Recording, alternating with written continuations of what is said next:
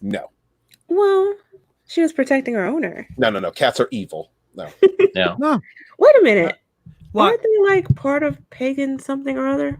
Yeah, I don't associate with those people. Aren't they? What do they call them? They're I'm a dog witch. familiar. Familiars. Yeah. Oh, I okay. hate seagulls. They're What? rats with wings. Yeah. They are. They really I've are. never encountered them. They will steal your food, man. They Yes. will they will swarm after you. Yes, I have a battle going on right now with squirrels in my backyard. Those motherfuckers keep finding the bird food and they get into everything. And they are rats with fuzzy tails. If I gave a rat a fuzzy tail, everyone would go, so cute. I'm gonna kill those mofos. Oh, Squirrels are cute. you know what you do? You take a loaf of bread, dunk it in red spirits, and let it soak, and then you leave it out for the squirrels. What's They'll that? eat it. Bread? They'll eat it, get drunk, keel Oh, over. okay. Then you just use the sledgehammer on them. Got you. Nice. Drunk. That's it's humane. I No, appreciate it's you not. thinking outside the box for all of us. Thank Yeah. you. Oh, No, by I the can way, see capturing guys, them and we are releasing live. them. We are live. We've been live now for about Oh, a hi. minute and a half. Hey, I know guys. what I simply didn't care. I know that's why I love Stig, because he just keeps going. How is everybody this fine evening? Peter is going to kill us. Yeah, Peter. Get back in the Hunger Games. You could win it by yourself this time. PETA is an American organization. They have no power over me. No, they don't.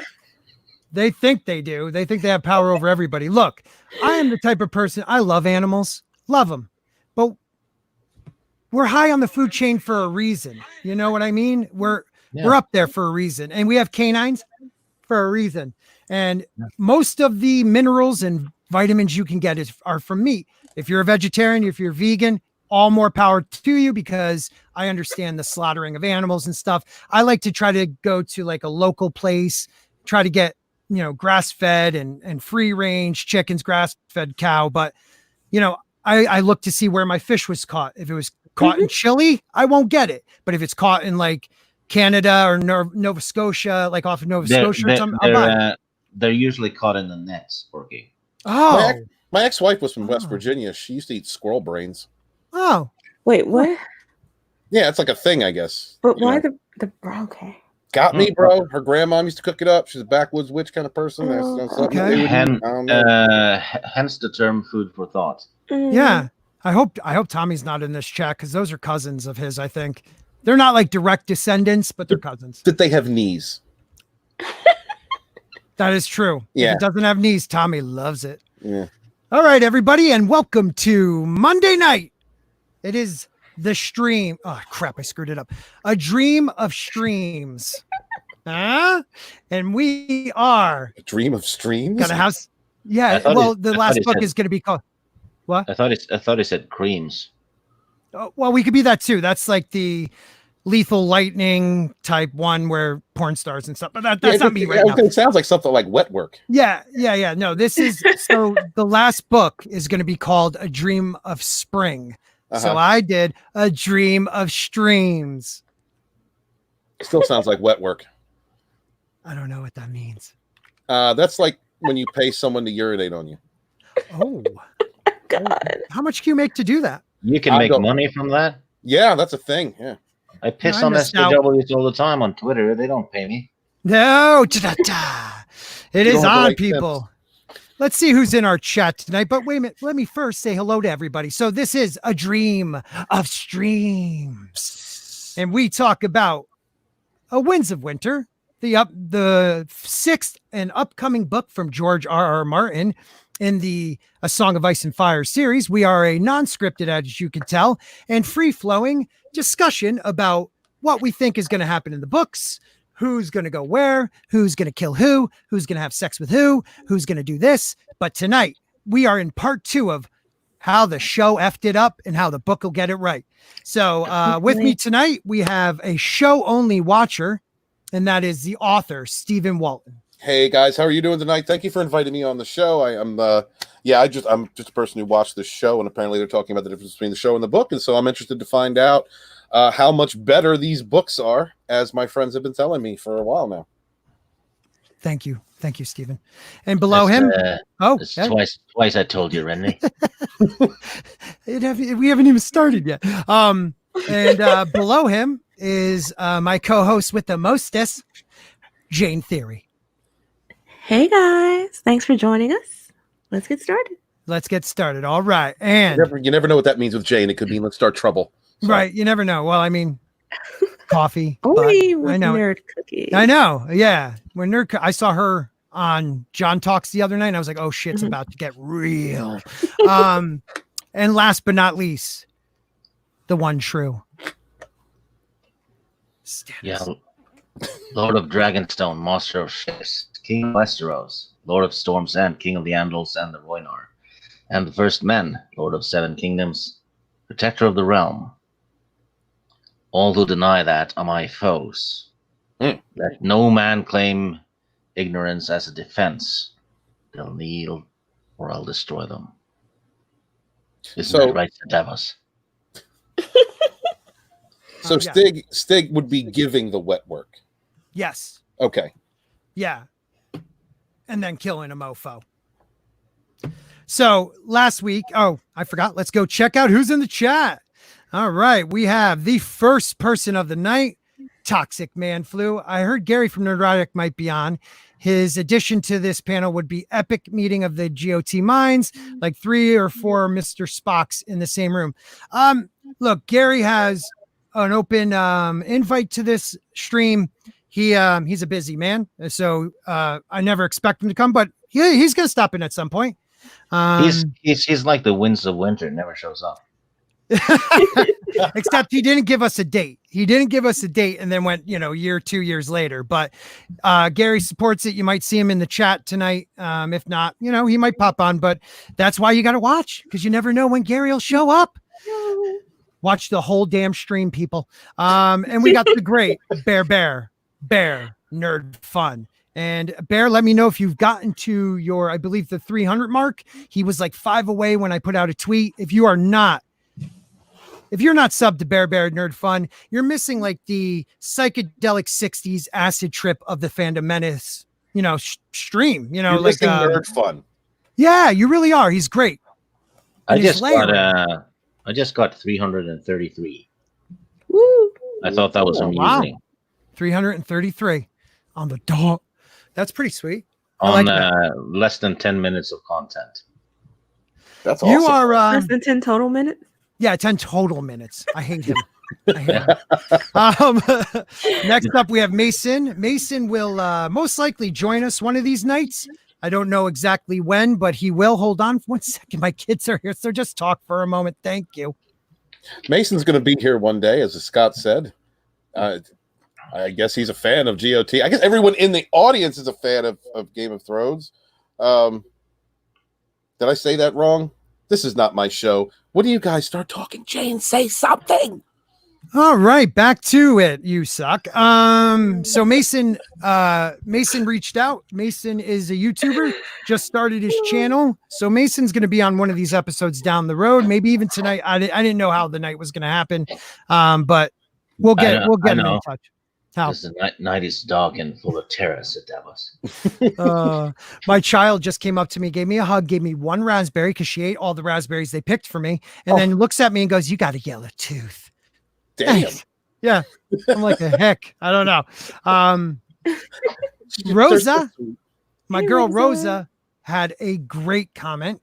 Thank you for being here tonight, Rosa, because I totally blanked on that. I'm going to read the comment she actually put on one of my YouTube. You sure that's not Rosa? No, it's Rosa. This is my chat, bro. I know my people. I'm sorry. She's cute. I was just trying to. Rosa's awesome. Thank you. How is "Hey everyone" a great comment? No, not this one. Oh, Past one. Jerk. Tina, one of our devoted good evening friends. McKinney 90. One of our. No, it's McKinney. I know. I'm just saying. It's McKinney after the other night. That son of a bitch. McKinney. Darren, like my father before me. Good evening, my friend. I'm a junior as well. Yes, evening all. And we have Michael Jolin. We haven't. Hello. I just missed you all. Ooh. All right. I kind of like it. Wet work? Another mark. excited because the Norseman is on, and not he's a Swede, and they have some weird thing about that. No. You said it wrong. What? He's a fucking Swede. Oh, that's right. Yes. But yes. I tolerate him. You do tolerate. He's the only Swede I think you like, right? Him and Dolph Lundgren. I didn't know he was a Swede. Yeah, neither did I. I didn't either. Oh. So we got V Star saying hello, Stephen Walton. Hail and then we V-Star. also have Adega. Adega's on a stream on 14 Barbers channel. I don't know the exact time. I always watch it. I try to get it on live, but they talk about things, of the weird. But cool. Adega's a smart dude. The truth is out there. 14 Barbers sounds like a close shave. Adega's awesome, man. He's awesome. Real he's been smart. supportive of us since we started. Razor sharp, maybe. Yeah. Yeah. Right. Adega Outlaw and who else? Chris. All those guys. Yeah. They're fantastic. 6 baby Wookiees in a trench coat. Bye, Spork. Well, at least you stopped in. It's my new favorite. Hey, Spork. I love it. That is such an awesome name. I thought you made trench coats out of Wookiees, actually. Ooh. That would be maybe terrible. You do. That's what he means. And then Bone, I think he's talking to you, sir. Master of puns. Oh. No, I think it's someone else. Yeah, you think so? Yeah. Brian Young. I don't think I've seen you in here for a while, if not ever. Brian Young. Brian Young. Brian Young. Not to be confused with Brian Young. Right. Give me one more. Oh, yeah, there he goes. What's up, Brian? How are you, sir? Have you been are you harassing any Star Wars fans lately? You've got to keep up on that. We need stuff to talk about. Thank you. Hallelujah. This is working out. I am such a professional. And I think that's it. That's the only people here. Thank you guys for being here. Thank you for listening to what's in the background. It's all good. Yeah, Daddy. I know. It's bedtime, but what are you gonna do? I give mom too much work, so she's allowed to let them go wild. So let's talk, guys. Let's talk about a little show. Well, a lot of them were in the show. A little show that started out with a small family up in the mountains. Not the Swiss family Robinsons. Oh, no. Not, what's that one? Sound of Music. Oh, no. But the Stark family. Let me ask you, when you watched the show, did it grab you right away? Yeah, Stephen Walton. It did. It absolutely did. It was an interesting premise to a series. Although there was things that I missed, and as I've been watching you guys and listening, when I have the chance, there's little things that I've actually been able to go back and notice that weren't really emphasized in the story, such as the last of the White Wolves, and how it was really that whole how it was meant for Jon, what the importance of that was. I also really liked that family. Of course, I love the actors, the actor that played Ned. Sean Bean. Yeah, Sean Bean. But yeah, I really enjoyed that first episode. It brought me into the lore and the universe. Yeah. Well, it made me interested in the lore and the universe. Well, and Jayne, or we'll go with Jayne. Jayne, when you watched the show, were you already a reader? Yeah. Okay. So did you think, like I did you think they didn't touch, maybe not after season 1 or 2, but they didn't understand the material as well as you wish they did? Or adapt it as well? Initially, I thought they were adapting it quite well. Same here. They were making changes, but they were also making pretty good changes in terms of developing characters and stories and plots that we didn't see play out in the book. But as the seasons went on, they started making changes that didn't make any sense. Right. And the story, they started contradicting themselves. Right. And dropping plot lines. Giving characters, the dialogue changed. Yep. Oh they started doing this thing where they would just sort of have no dialogue. Right. It became really weird for no apparent reason. No, you're right. I don't know. Yeah. You put it perfectly. Season 8 was a bunch of walking, staring, battle scene, walking, staring, little fan service, walking, staring. Trebuchet in the front line. Yeah. Oh, I don't even want to go there. I think I better take my camera off because I think I'm starting to. Oh, it's because I have one page open. My bad, freaking computer. By the way, I have one tab open. I shouldn't. So while I'm trying to catch back up with the stream, feel free to support the channel by donating to my PayPal. Thank you. So Jayne, you hit it on the head. Once they, was it right before or right after they got ahead of George that you just felt the show was done? It was right when season 5 started. That's when it went to shit, and plot holes started, popping up everywhere, contradictions even more. Right. And then I tried to tell people this isn't going to end well. Right. Shit changes and shit like this will have ripple effects. And then season 8 happens, and people see the ripple effects. And then they cried. And I got to say, hey, I told you so. Right. It's season 8. Say, Steven? Season 8 was just a complete collapse of creativity, coherence, you saw it in 7. That's when I got scared. Season 7. I was like, what is going on now?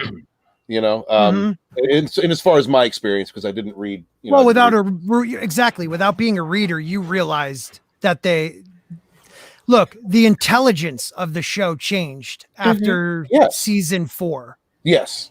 And really was obvious, right? In season 7 and 8. It was obvious because there's little things, like I was talking about the wolf scene earlier. It was killed by a stag. The stag killed the wolf, right? Mm-hmm. And so that was like symbolic of everything you were going to see unfold throughout the season. Like there was just little things like that were just non-existent in the later seasons. Like things that you could look at, events that you could look at in earlier episodes and understand, oh, that's why that was there. Right. Those things just disappeared. Yeah, there was no foreshadowing or symbolism that made any sense anymore. What about leaks? Did you get a chance or choose to read any of the leaks? Oh yeah, but not the first time they came out because I didn't want it to spoil. Even though I wasn't. Look, after season 5, I was already to wash my hands of the show. Season 6 was okay. But then season 7, I didn't want to watch the leaks because I didn't want to get spoiled, hoping they were going to make this comeback. By season 8, I was like, I want to read every single thing and see what they do. And a lot of them were pretty spot on, weren't they? Yeah, they were. And that's what, I read everything. And then watching it, initially you're like, no, they would never do this. Like, this doesn't make any sense. And then you see it reading play it on out. paper, right? Right. Like, this is a joke. This is like you can have fan fiction. You can have the fall of Dany, but not in like an episode, man. Are you kidding me? Like that's an entire season arc to build something that. The fall of the Night King. Oh, one episode. Right. Yes. One episode. The long night was 30 minutes. Afternoon. Right. Long afternoon. Want to hear something fun? The boar that killed King Robert? It has the exact same kill count as the Night King. One? Yeah. One. The Night King. Well, no, the Night King had 2. He killed the dragon too. Well, is that really a character though? Yeah, that's true. Yeah. Okay. I mean, I like it better when we say it's the same exact. I think that's more fun. Well, season 7 though, they spent half the season trying to capture a zombie. Right. That was so dumb. So they could take it to Cersei and show her, hey, we need dragon glass to kill, this zombie. But, for half a season, they killed the zombies with rocks, regular weapons, anything they could do. Killed the zombies. And then they took it to Cersei and say, hey, we can only kill these with fire or dragon glass. And well, don't forget the majority of the dragon glass in Westeros is on Dragonstone, which was the reason Jon went there in the show and met Dany. One of the only funny parts of that season when she has her long list of names and then this is Jon Snow. he's king of the North. You know, that Right. was like one of the funniest parts. But even that entire plot line of trying to convince Cersei, like, was dumb. why would you do that? Right. It's completely unnecessary. You're Right, there. You're there to conquer it. Go ahead, conquer her, knock that out, Yeah, and then take over the take troops. her army and go north. That's what makes sense, right? Because she's the lesser bad guy. She's the lesser, right? Even though we've been building up this Game of Thrones, like, I mean, from the outset of the show, the point of it was, yes, everybody's playing these games to try to ascend to the leader of Westeros, but in the end, that doesn't matter because there's this evil freaking force of demonic zombies coming at us, Right. And so to reverse that, to make the end boss be the sub boss of the series, it just doesn't make sense. It's not fulfilling at all. Truth of the matter is, though, I can see George pulling a token and having like the scouring of the Shire, excuse me.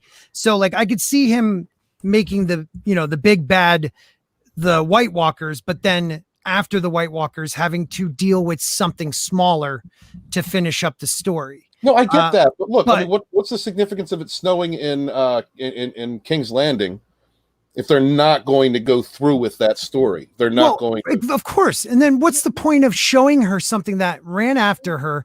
She knows it's real, and then she's like, I'm just gonna wait till they kill everybody, and then they'll triple their numbers and come after us. Like, you're a moron, you know. And Cersei is a moron in the book, don't get me wrong. Well, so is everyone in Westeros, because after Cersei's defeated, Daenerys is dead, all that, winter is still coming. Yes. And they have no food.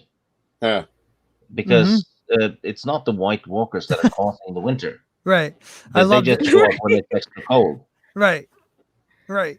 They bring it, baby. They bring it, and they're gonna bring it hard. I love this from wait, how do you say again? Brian Young.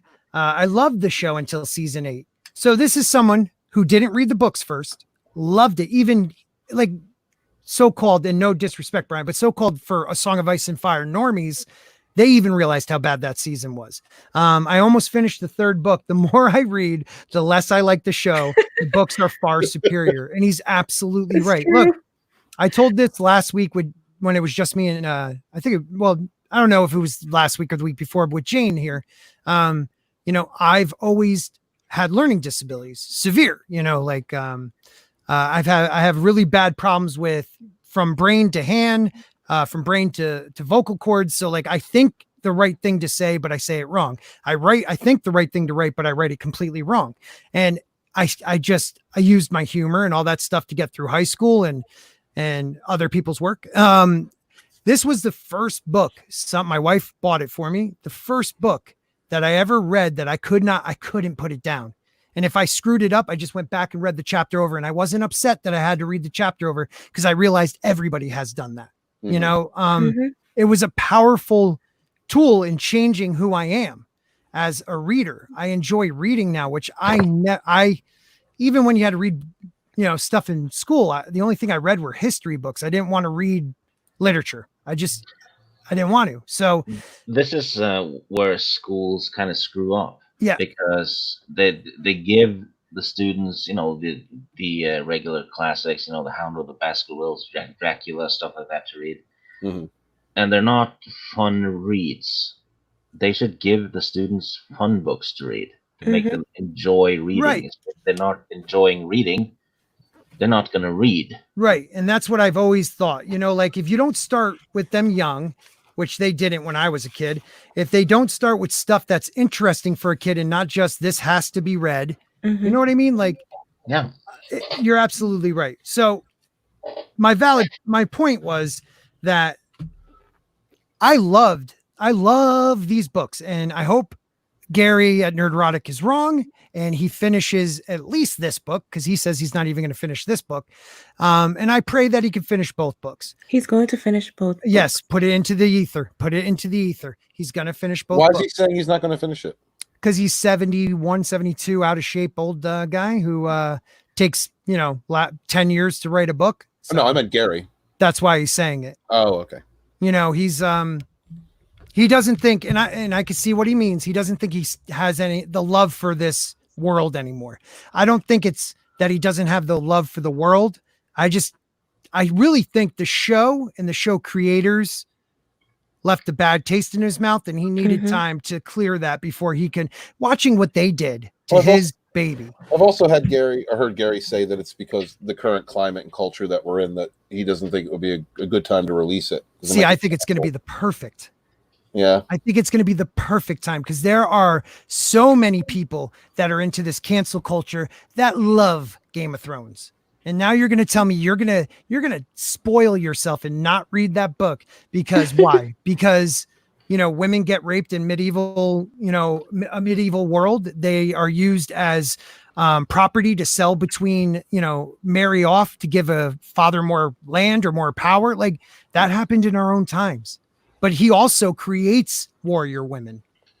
But also he does it. I mean, he does it well. When you look at the writing, it was done better in the books than in the show. And that was one of the things that people did justifiably criticize. Right. Well, okay, I have a question then. One of my favorite characters is Brienne of Tarth. Is she better in the show or the books? So, yes. In the show, she's a Mary Sue. Yeah. In the book, she is uglier. She goes through a lot more. The only thing I didn't like about the books, I think Brienne was one of the people that got screwed over by George not doing a 5-year jump. So she kind of wandered in the last book she was in for a while. Yeah. I don't know if you guys agree with that. That's true. Brienne got extremely competent in season 5. Yeah.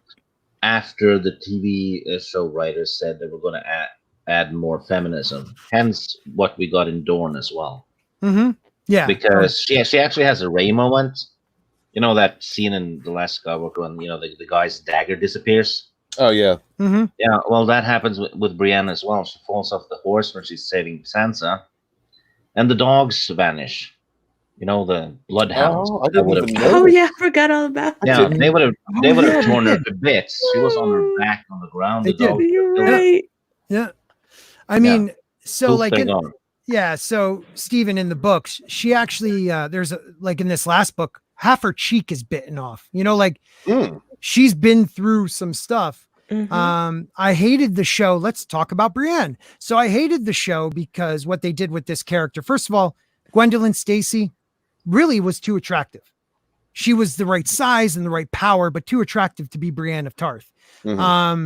She also, well, to be fair, they they did that with everybody. They couldn't have her Tyrion look like they looked, right? Because Tyrion, woof, that'd be scary. But what they did with her was, her honor bound to find Sansa, and she said she will watch for that candle just to leave to off Stannis.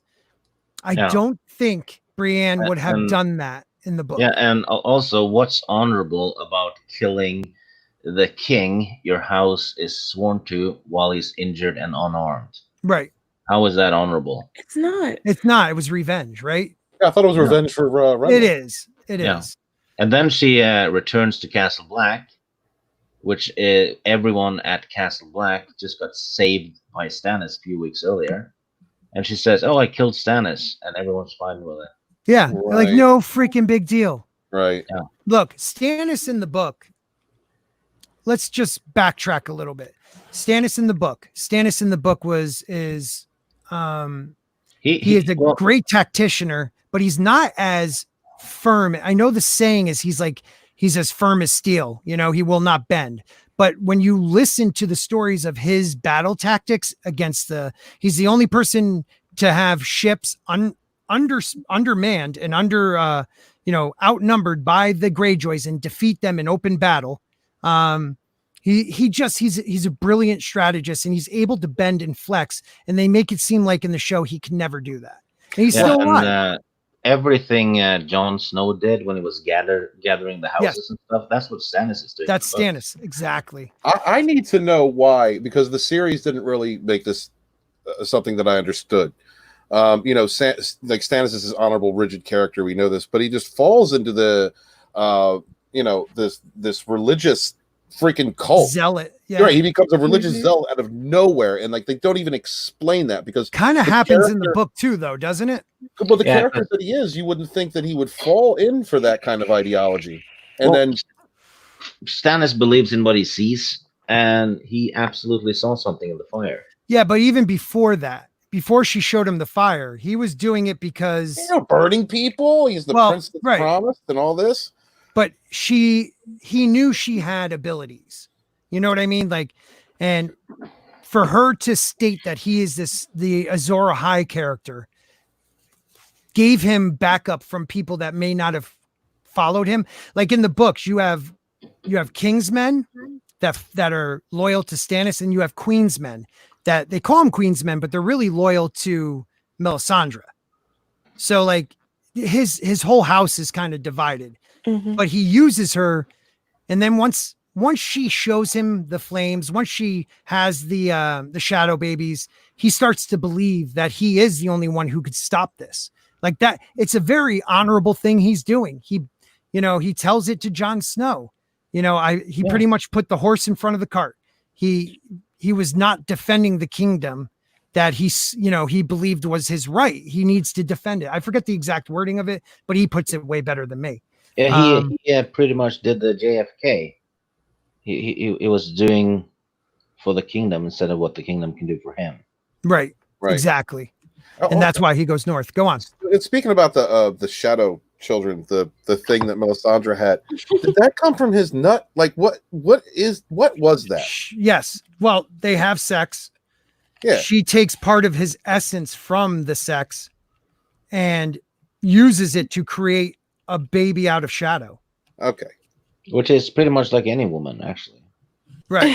But he can only Uh-huh. create, right? Like in the show, they only create one, but in the books, he actually created two. Really? So the one Yeah. that kills his brother, and then there's a garrison at Storm's End, and the guy will not let him in because there's a very important character, I believe, that is at Storm's End that the show left out, and his name is Edric Storm. Edric Storm is one of the only legitimate, like not legitimate, but acknowledged bastards of Robert because he was born to a highborn mother. So Okay. King Robert's only, and he thinks he's going to do him harm, which he may. You never know. Mhm. So The go ahead. the shadow baby scene makes no sense on the show because Right. that Can scene you happens- explain that, please? Explain that to Steven. Yeah, because in the books it happens afterwards at Storm's End because Davos smuggled onions into Storm's End way before the show starts, right? And saved Stannis. So he knows about that cave, that secret cave. Right. On the show, they go into a secret cave, and then to get the shadow baby onto a wide open beach Mm-hmm. with tents, you don't have to go through a cave to get there. Right. You just go atop a hill, give birth to the baby, and have it head to the beach. Yeah. Okay. Yeah, Yeah, you're right. So absolutely. they were trying to merge those two stories together. Yeah, and they Yes, didn't get through. Right. There's a shitload of stuff like that. So I mean, explain even- more about Stannis's line, or wherever you want to go with that, Stig. Yeah, please, because I like that character, but I didn't feel like I got enough to understand him. well, Stannis is the rightful king because Joffrey is a bastard, and so is Tommen. Right. So, yeah, he should be on the throne. It's his. So Ned was right. Yeah, Ned was right. So was John Aaron. Yeah, they were both right. So And that's why they're both dead. exactly. So Right.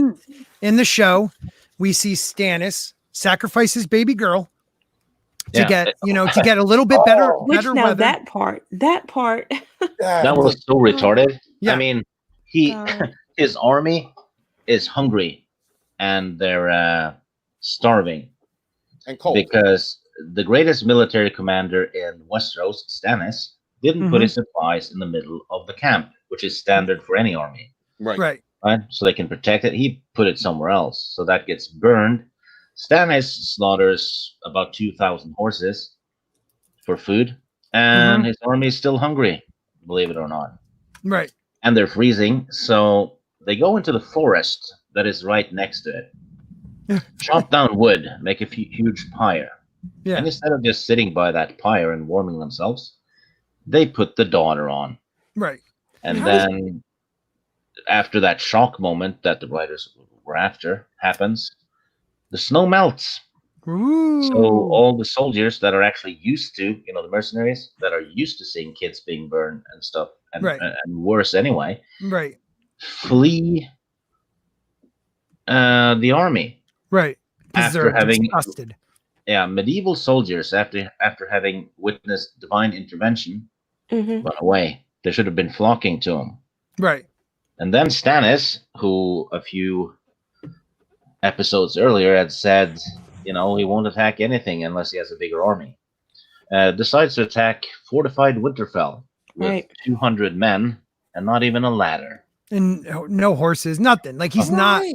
He's just Didn't it's Who like would do that? right. It's like it, and it almost like I could have understood Steven if they were like he's just going on a suicide march, but they made it seem like right before he drew his sword, like that's where he realized, oh shit, we're done. Like, Yeah. I didn't even think about that. Thank you, Stig. I appreciate that insight because as a watcher of the show, I saw this person becoming crazier and crazier to the point where they burned his daughter, and so everybody left because they were, it was obscene. It was a terrible display, and that's how I took it in. I was like, okay, these people left because this dude's nuts. Right. And then, of course, he'd be crazy enough to attack a 45 position and get wiped out. We want to see him get wiped out, but you're right. That does disservice to the character that they had been building up until that season. right. The character Yeah. that they built was go ahead, Stick, please. Yeah, well, after the Red Wedding, the whole writing on the show seemed to be aimed towards the next shock moment or the next Mhm. wow moment. Mhm. That's all there was. Absolutely. I mean, they just tossed in Sir Barristan getting killed in an alley just to have someone do a reaction video about that, just to keep them going to the next I one. hate that. That is one of my all-time disgusted deaths. Sir Barristan is one of the greatest knights in the history of Westeros, Mhm. and a ragtag group of terrorists are going to kill him in No. an alley. That's Yeah. That was He, disservice. he Well, was I mean, basically killed even by a during the Tifa. even during the Red Wedding, though, I mean, adding in there Jayne being killed with the baby and all that. not Jane. Sorry. It wasn't Jane Westerling. It was Taisha or something like that. Yeah. So- you know what I'm talking about. Sexy actress. She was, but she was the wrong actress. So they make Rob seem like a moron, and he Yeah. is a moron a little bit when it came to this. But Jane Westerling, so Rob gets injured at a battle. Mhm. He is cared for by Jane Westerling. Jane Westerling, they are a smaller house, and they are honor bound to the Lannisters. Uh-huh. Okay, Jane Westerling, flirts with him, takes care of him. He finds out that both his heirs, his brothers, are killed by Theon Greyjoy, the guy that he should have kept close, like his mom told him. Mhm. And he has a moment of weakness and has sex with her. Doesn't know if she's pregnant or not. Just knows he took her virtue and decides that is important enough to break his oath to the Well, twins. wait, what? They just make him out to be an idiot in the show. Right. They make it out like he just fell in love with some girl and got her pregnant, and that's why he married her. Well, why And- would they have brought in that character then? Well, Oh, it's a easily. huge mistake. No. No. They did it deliberately for shock Of course. moments. They wanted Yeah. a little romance story to build up against the Red Wedding and have her pregnant. Right. Then they stabbed the shit out of her for more shock value. Right. Oh, Because you right. find out, like, you don't know how much Jane knew, but her mother was playing Rob the whole time Oh, with the whole the plot, Lannisters. yeah. It's a whole subplot that they just didn't want to even touch on. Wow. No. Her mother kept giving her, I want to say it's moon tea that helps women Some kind of have potion. miscarriage. Yeah, it forces a miscarriage, like so she wouldn't get pregnant. Like this is Westerosi's birth control, y'all. You know Yeah, what I mean? Like there's something very similar to it in the ancient world, yeah. right. The Egyptians talk Which about is it, but real. yeah. So that is one of the reasons why, like, that is a huge thing they missed, because this girl is still alive. No one knows if she's pregnant or not. He may have an heir. He may not. And here's the thing too, there's also these sort of sub theories that that the what she was giving her was actually to make her more fertile, and that when Robb was sick or injured, that what they gave him may have been some sort of potion to make him fall in love with her, because the whole point was to get them married. Viagra. Yeah. It's called Mad Dog 2020. No, and y'all remember this is the granddaughter of the witch.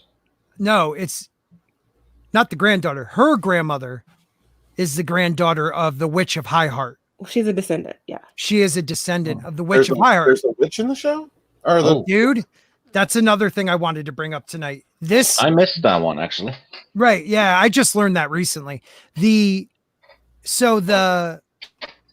For some reason, Dan and Dave, and they admitted to this, they did not want, even though it's a fantasy novel, they didn't want to focus at all on fantasy. The only thing they ever wanted to really touch on were the dragons and the White Walkers. They left out the majority of all the prophecies. They left out Lady Stoneheart. Lady Stoneheart. Oh, I would have loved to have seen that. I know we about all Lady would have. Stoneheart. The wolf dreams. The wolf dreams. All the Stark kids being wargs. They left out so much. They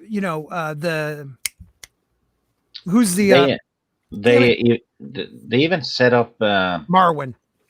They even set up Lady Stoneheart for almost an hour in season 3. Right. But they just ditched it. They did. Yeah. But if they wanted to avoid magic, why spend so much time with the Faceless Men though? Well, but did they give it enough? You know what I mean? Like, there's so much more that goes into the Faceless Men. Again, they screwed up Arya's training. You know, she never had in it. It was just, hey, be blind for a few weeks. Okay. Right. Then you'll know automatically how to take someone's face off. Yeah, right. That's something else I need to. Arya is my favorite character in the show. Right. So I've heard a lot of people talk about that and say Yeah. that they messed up her training and character arc. How was that messed up? Explain that to me. First of all, her training on the show was quick, pretty much. I'm sorry. Jaqen Agar, he's not there. Jaqen is gone. She is being trained by a person she calls the Kindly Man. And the waif is training with her, is in the book is training with her, not being trained, not training her. And you could tell in the book she looks like a little girl, the waif, but she's really an older woman. Everybody all right? Mm-hmm. Okay, I got a lot of feedback. Oh, it's okay. So Arya gets to the House of Black and White. She sleeps outside for days. They finally let her in, and there's so much that goes on with her training. She has to take on different characters, and be that character and go out and find like ugly. Is it ugly? But no, that's Blind Beth and ugly somebody. Ugly somebody had to go out every day and find 3 new things she didn't know about Braavos and come back. Mm-hmm. And they give her all these missions and she bungles them and kind of screws them up, but yet they always give her promotions. It's almost like they just want to get her to a certain point because they want to use her for something. Basically, she's Kathleen Kennedy. She fails upwards. Yeah, exactly. That's a good way of putting it, man. That is a good way of putting it. Let's just see what the people in the chat are saying. Like she's just going through the motions. Well, in the books, she does get blinded, but she's able to warg the cat and doesn't even realize she's using this cat to see. She wargs? Dude, she's able in a dream to warg from Braavos into Nymeria, all the way in the Riverlands. So across the sea. What? She's the one that finds Catelyn's dead body, because what happened was after the Red Wedding, they waited 3 days, stripped her body, threw her into the river, as a mockery of the Tully's death ritual. And you have this chapter where at the beginning of the chapter, she doesn't realize it, but Arya is in Nymeria dreaming and she smells this familiar smell. And like she swims these turbulent waters to get to this body and she pulls it out and like she's like nuzzling it, trying to like, why isn't this moving? Why isn't it waking up? Come back. And then smells men and takes off. And the next thing you know is that the guys without banners, Beric Dondarrion and those guys are the ones who found her. So if it wasn't for Arya warging, she would never have become Lady Stoneheart. Yeah, and then George Beric gives his life to bring Stoneheart back to life. Right. So he's dead in book 3. Really? Yeah, he's gone. What's the priest's name? I was about to call you Stannis. Stig. I don't mind being called Stannis. You might be Stannis. But Thoros of Myr. Thoros of Myr wouldn't raise her because it's been too long. He didn't want to try it. And that is when I'm screwing up everybody's names. Bandera, whatever. The guy who has the fire breath. He breathed into her life. Really? I'm sorry, I screwed that all up, but Firewhite. And now she's a Firewhite. Wow. Which I believe is what Daenerys is. Because I think she died on that pyre when she raised the dragons. Because George said that Daenerys being resistant to fire was a one-time thing. So how can it be a one-time thing if she's resistant to fire anyway? Right. She isn't, because George makes a point out of telling us all kinds of Targaryens died from fire. There's no reason to believe Daenerys is any different. And after she is raised from that fire, she's obsessed with her children and freeing the slaves, which is exactly what she was obsessed with before she died. But just a theory I have though. Yeah, and it's a good theory, but there's also more theories about Lady Stoneheart. I'm starting to realize, like, people believe there is more to her. How much is Catelyn? How much is subconscious? How much is the Lord of Light? You don't know because she was dead for so long. But a lot of people think she is on a trek to either protect or find Rob's will, his last will and testament. Now, they didn't really talk about it much in the show, but in the book, Rob has a argument with Catelyn talking about, my brothers are dead. I want to name Jon my heir. And she doesn't. No, hell no. She is so wrong when it comes to Jon in the book. She is the worst. But we don't know how it ends up. He might have still made Jon his heir. He might have made her his heir. You don't know. But what you do know is after she dies and is resurrected, she is going through places like the town where the will was signed, towards the neck where the will ends up. But yet, how did she know the will ended up in the neck? So there's so many subplots in the book that I understand they couldn't follow everything, but to leave out a character like Lady Stoneheart to me was a travesty. And I know George fought them tooth and nail for that.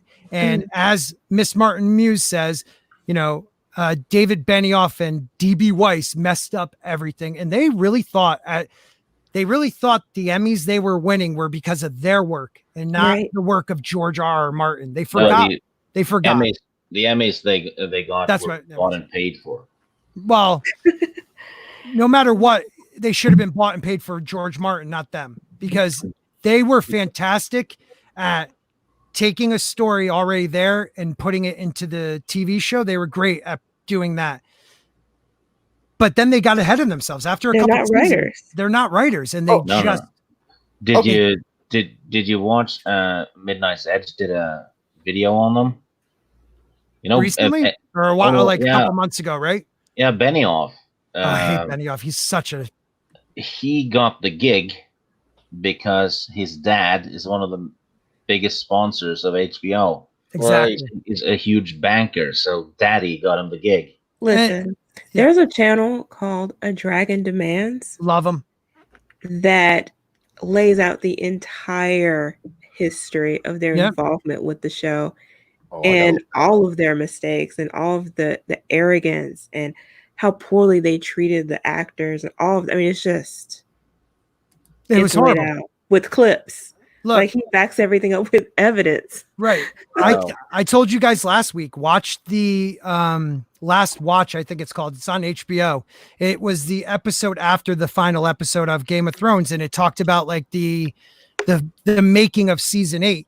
And they were rarely on set. And when they came on set, people treated them like they couldn't make eye contact. Mhm. You know, like it was, and I'm sorry. DB Weiss seems like an all right dude. David Benioff, just egomaniac. Mhm. So she might be. It's my I don't have a doctorate, but he seems like a sociopath. You know, like he thinks he's so arrogant. And he really truly believed it was his work and not George that got them where they were.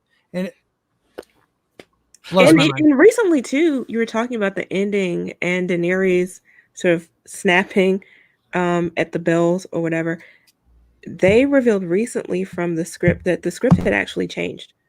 They did it on her, right? She was not supposed to be solely responsible for the city being burned to the ground. It was an accident. It ended up lighting the what was it called? The wildfire that was hidden throughout the city. That's what caused the city to burn. And she didn't know that when she was filming it. Right. That came into play in post-production. Oh my God. Okay, Jayne, what was the name of that? I'm sorry, guys. What was the name of that channel? Jayne was Dragon Demands. Oh, Dragon Demands. My apologies. Jayne just got that into me a couple weeks ago. I love it. Did you guys watch those talks they had after each episode? Yes. When they were talking about Stannis' death, right? Oh. They said that they never liked Stannis and stuff, and they said when we first meet Stannis, he's burning people alive on the beach. Yeah, and he doesn't do that. He's burning wooden idols of the 7 gods. Right. He burns a traitor in seasons after the Blackwater battle. No, in the first episode that we meet Stannis, where they're burning, he's burning one of his uncles. That's later. I thought it was with the No, he does it later when Davos returns to Dragonstone or something. Could someone tell me, one of y'all talks like Raleigh on Counting Cars? I don't know who that is. Counting Cars. That's definitely Steven. Yeah, now I think I know who you're talking about. That's Steven. I don't know who that is. Yeah. All right, we'll wait for you, Bone. I put the link in the chat too. Thanks. Yeah, I'm waiting for Bone to get back. A couple times because people should definitely check out that channel. I'm gonna. It is. Wow. It will tick you off. It's good. I subbed him because of you, and I've been watching it ever since. Claudia C says I stopped watching the show after season 3. You're the smart one. You're the smart one. Stannis. So right now in the books, Stannis did the Jon Trek. He went to all the mountain clans.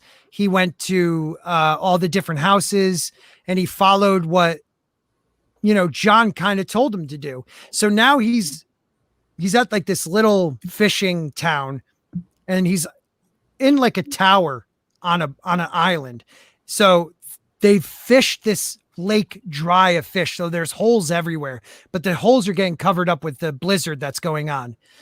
He is just sitting and waiting, and no one knows why. None of his men. Everyone thinks he should go. He's not too far. What, couple miles from Winterfell. Everyone thinks he should attack Winterfell, and he's just waiting because he knows that he needs to fight the Boltons to get the North under his wing, but he also knows the Boltons have to fight him to gain the control of the North over all the houses. Mm-hmm. And he plays chess, man. He realizes that they're going to have to send people out to me, so I'm going to fight them on the terrain I want. Right. And the dude's just a genius. So what he's most likely going to do is set that island up like it's the village, light fires, this and that. So when the troops, which are, there is a marching out of Winterfell right now is a group of the people from the twins, the Freys. They're out first. Then you have the Manderleys. The Manderleys, now in the show, the Manderleys just jumped whoever was now king of the North or whoever was in charge. But the Manderleys are Oh, there's my girl. The Manderleys Hey, are a devout, their liege lords are the Starks. The Manderleys came from the south. They were a house on the Mander. It's a river, and they were ran out of the south, and they were chased until they got to the north, and the Starks were the only house that said, "We will protect you." Wow. And they gave them the Wolf's Den, which is an ancient castle that they turned into a jail for some reason, and they gave them lands that had a beautiful harbor, bunch of silver mines. Like, they are devout Stark followers, but yet in the books you don't think they are. Here's so much that goes on. So good. Another big difference though from the books, because in the books Stannis sacrifices his daughter, because his army is in trouble and they're cold. In the books, his army asks him to make the sacrifice. Right. And Stannis just says, "Pray harder." Pray harder. He's not sacrificing anyone. Right. So it's the opposite. Right. They make him crazy, right? Yeah. That's the impression that I got. It was just this guy was just devolving into a crazy person, and the killing of his daughter and everything that happened after that. Now I understand that was to build an emotional reaction for the absurdity of the change of his character. Right. And I think they just didn't want people liking him.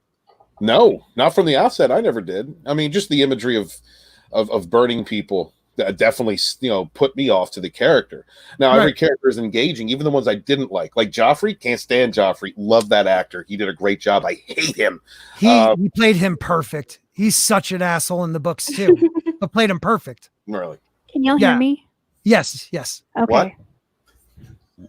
Christy, everybody, chat. Hello. Christy, chat. I hope everyone's having a good time. Hi, Christy, you bastard. Hey, I'm like over here. I can see y'all talking, but I can't hear anything. And I had my headphones in. What? Maybe Did you put them in your ears, or did you? No, I had them laying out by my couch. Have you like roll into them? Considered learning to code? What? Kiss my grits. That was awesome. So, Christy, we are trying to. Steven tonight is our show only watcher, and we're just explaining to him, like, he has questions about the show. We're explaining how the book would have done it. And right now, we've been jumping around from Stannis to Lady Stoneheart to Arya's faceless man training. I mean, there's so much. Mm-hmm. And I don't even have an excuse, because I have the Clash of Kings. Is that what it is? That's all the way up to A Dance with Dragons. Well, you need Game of Thrones, though. Yeah, I don't have the first one. I have like 2, 3, 4, and 5. I guess they are. Yeah.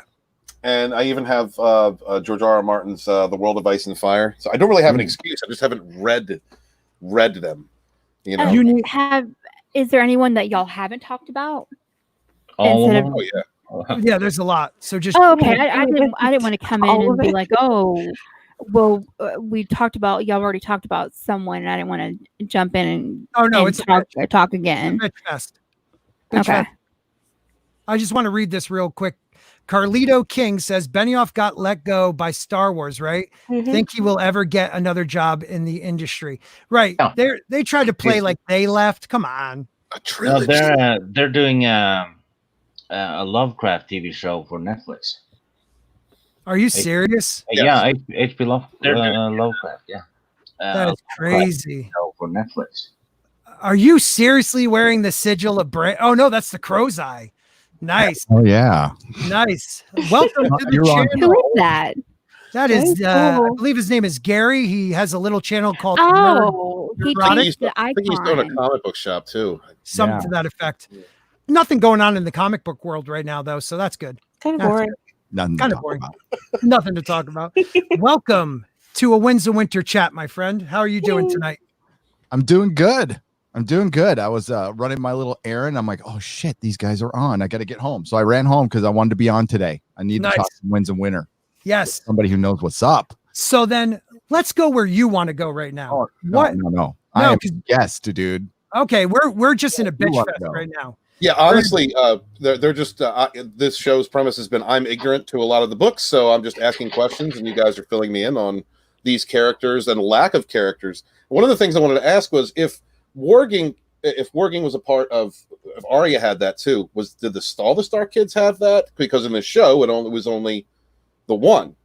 So how important was that, and why do you think it was removed from the show? Oh boy. Yeah, that's a great question. I'll just quick and then pass it to you guys. So I think the only reason they didn't have it in the show was to make Bran more special. Mm-hmm. But see, Bran is already special because he is a green seer, which so out of every he's in a wheelchair, of course he's special. Well, yeah, he is a little special. But I'm kidding.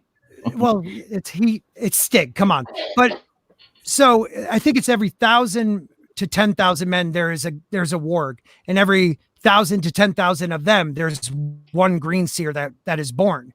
Mm-hmm. A green seer has way more like powers than just warging into animals. A warg usually wargs just into a wolf or a direwolf. Skin changers can go into all of them. Okay. They didn't do it because I think they didn't want to confuse people, but it took away a lot from the story. Look at Rickon. Rickon, to me, he may have green sight like Jojen, because when he was down in the crypts, he had a premonition, a dream of his father being there the day he was murdered. So they didn't get the news yet, but little 3-year-old Rickon was searching for his father in the crypts. So I think they left that out, and it was a huge disappointment to me because Arya is probably one of the strongest wargs in the show. I mean, her ability to warg across continents is pretty impressive. Mm-hmm. Does anybody else have feelings how important it is for the next book, and why would they have left it out in the show? Either question. It was a huge mistake because they don't like magic. Dan and Dave didn't like magic from the get-go, and I think shooting it would have been extremely difficult because you would have needed more direwolves, which they were against anyway. They hated flashbacks, and visions would be kind of like flashbacks to them. I'm speculating on that part, but I think it was just cheap. They were cheap and they didn't like magic. But it was a huge mistake, and not to cross over books or anything like that. But if you guys are aware of Harry Potter and how the movies left out the elves, the house elves. Yeah. Oh my God, that whole thing, man. That was a huge part of the books. Mm-hmm. Yeah. So yeah, it falls apart at the end because warging is it's going to have everything to do with Jon. And there's other, the Greyjoys, not the Greyjoys, but the Iron Islands. There's warging in the like seals there. Really? Yeah. I forgot what was the family with the webbed toes that's on there's an island that's like way out. Oh yeah. And they're looked at as like the Hicks of the Iron Islands. Yes. Yes. But they know about like what's beyond the Sunset Sea and all that, and so it's hugely important. But Dan and Dave were dumb. Dumb and Dumber was an applicable name, and I watched that Dragon's Demand video. Jayne Theory, hi, and he makes a lot of sense. I don't know what difference it makes. I mean, they screwed over Emilia Clarke, obviously, but I don't. It still makes season 8 horrible. Whether it's Wildfire or not. I mean, it makes a little bit of a difference, but not much. It's still a bad show. Well, because I've been speculating before I saw that video Jayne told us about, I've been speculating that if Daenerys, which first of all, the bells, that's Jon Cottington. Why would Daenerys, who is Dothraki, think bells are a bad triggering thing when bells mean victory? No, Jon Cottington, on the other hand, the bells are what were his demise in Westeros. Yeah. So Jon Cottington, that's another thing we got to touch on. But even in the show, the bells never had the same meaning. Exactly. They go through this whole thing where the bells mean attack, aggression, not surrender. Right. Not peace. I guess D&D should win the Nobel Award. Oh. I also think, though, the reason why it was important was because they do this whole setup throughout the entire story about these hidden vials of wildfire everywhere. It's going to have an effect. It has to. There has to be something to set them off so that the city burns. I think that will be part of the story. And if she's flying around, using the dragons to hunt down the soldiers or whatever, it makes sense that they would set off the wildfire. Of course. It doesn't make sense that she would strategically send her dragon to kill all after the civilians. Small folk. Yeah. Not even that she would take her dragon just to destroy the Red Keep, which she could easily have done. She just said, I'm going to kill every motherfucker. All the people running away, the children. Here's a little idea, though. Since there was supposed to be snow in King's Landing, and if the wildfire is set off, right, you'd have fire and ice. You would. Yeah. It didn't make any sense with her because, to Daenerys, she was the champion of the people throughout all these books, or all these series, these seasons. And then, that's like I said before, that switch just does not make sense. You'd need an entire season arc to have the fall of Daenerys in order to explain that. Dude, they killed the Night King and destroyed the White Walkers in less than a whole night. Yeah. I mean, we could bitch all night about it. It literally was not the longest night. Right. What'd you say, Gary? He wasn't even the Evening King. He was nothing. Right. It feels like they got up. They were given like notes on a napkin, right? And they knew maybe halfway through the Winds of Winter, and then they had the very end, and they're like, "We'll just run to the very end." And because Mad Queen, I absolutely believe that's what's going to happen at the end. I am convinced, and they have been setting stuff up in the books. I think we're about to get to one thing. Good day. Oh, what's up? Good day. I love T2. Not to get too far ahead, but I think about the hostages, right? There's the children hostages at Marine. I think she is going to kill them when she comes back. I think that's going to be her first Mad Queen thing to do. Oh, I hope so. I think they'll either kill. I don't know if they'll kill Dario or not, because I still think Dario might be Benjen, but he's Euron. He can't be Euron. I've thought about that. That would be awesome if he was Euron. I'd either one. Euron is the Welsh word for gold. And Theon says that every gift from Euron is poisonous. The first gift Dario gives Daenerys is a poisonous flower. Oh, that's right. There are a lot of symbolic mismatch. I also do like the Benjen one, or Benjen being the ghost of Winterfell. That's the other thing I think. Although that could be an Umber, but the ghost in Winterfell. Where's the Blackfish? Cloak, right? Or maybe the Blackfish. Because the Blackfish is supposedly running around the Riverlands. Now, I have a question for you. We just talked about it, and Christy too, because you weren't here. Okay. We were talking about Lady Stoneheart, how big of a mistake it was to leave out, how much George wanted them to keep it in. Now, in the book, we don't know how much Catelyn is left, how much is just a Fire White. But if you read, and I've seen theories on this too, that if you watch where she's going, she's almost following the path of Rob's will. Do you think she has anything to do with that, or it's subconscious? Will she actually end up in the neck with Holland Reed? What do you guys think? I never picked up on that, so well spotted. But Not me. I mean, if she's going in that direction, stopping by spot, I don't think George would do that if it wasn't deliberate. Right. Yeah. I mean, she ends up in the town where the will was signed. So many people think she's part of the Northern Conspiracy. What do you think, Gary? She might be. I do not agree with Preston Jacobs that the Brothers Without Banners are Aegon or Team Aegon. But right. But yes, I there's no reason to bring her back. I mean, her end was pretty good. And the only reason to bring her back, I think, is connected to Jon. So yes, I think she is. I think she's coming back, and this might be too fanfic, but I think she'll have something to do with Jon's resurrection too. I think it's too obvious. Yeah, we've talked about that before, and I agree. Yeah. Doesn't she seem too far away? She does, but I think Jon's going to be dead a good long time. They keep bringing up ice cells in the wall. Right, dreams of ice cells, Jon in ice, and I think. That's another thing, Stephen. And the blue flower that's in the wall too. Wow. Oh, he is the blue flower. Holy shit, I missed that. He is the blue flower. So this is my thing, Steven. They killed Jon, right?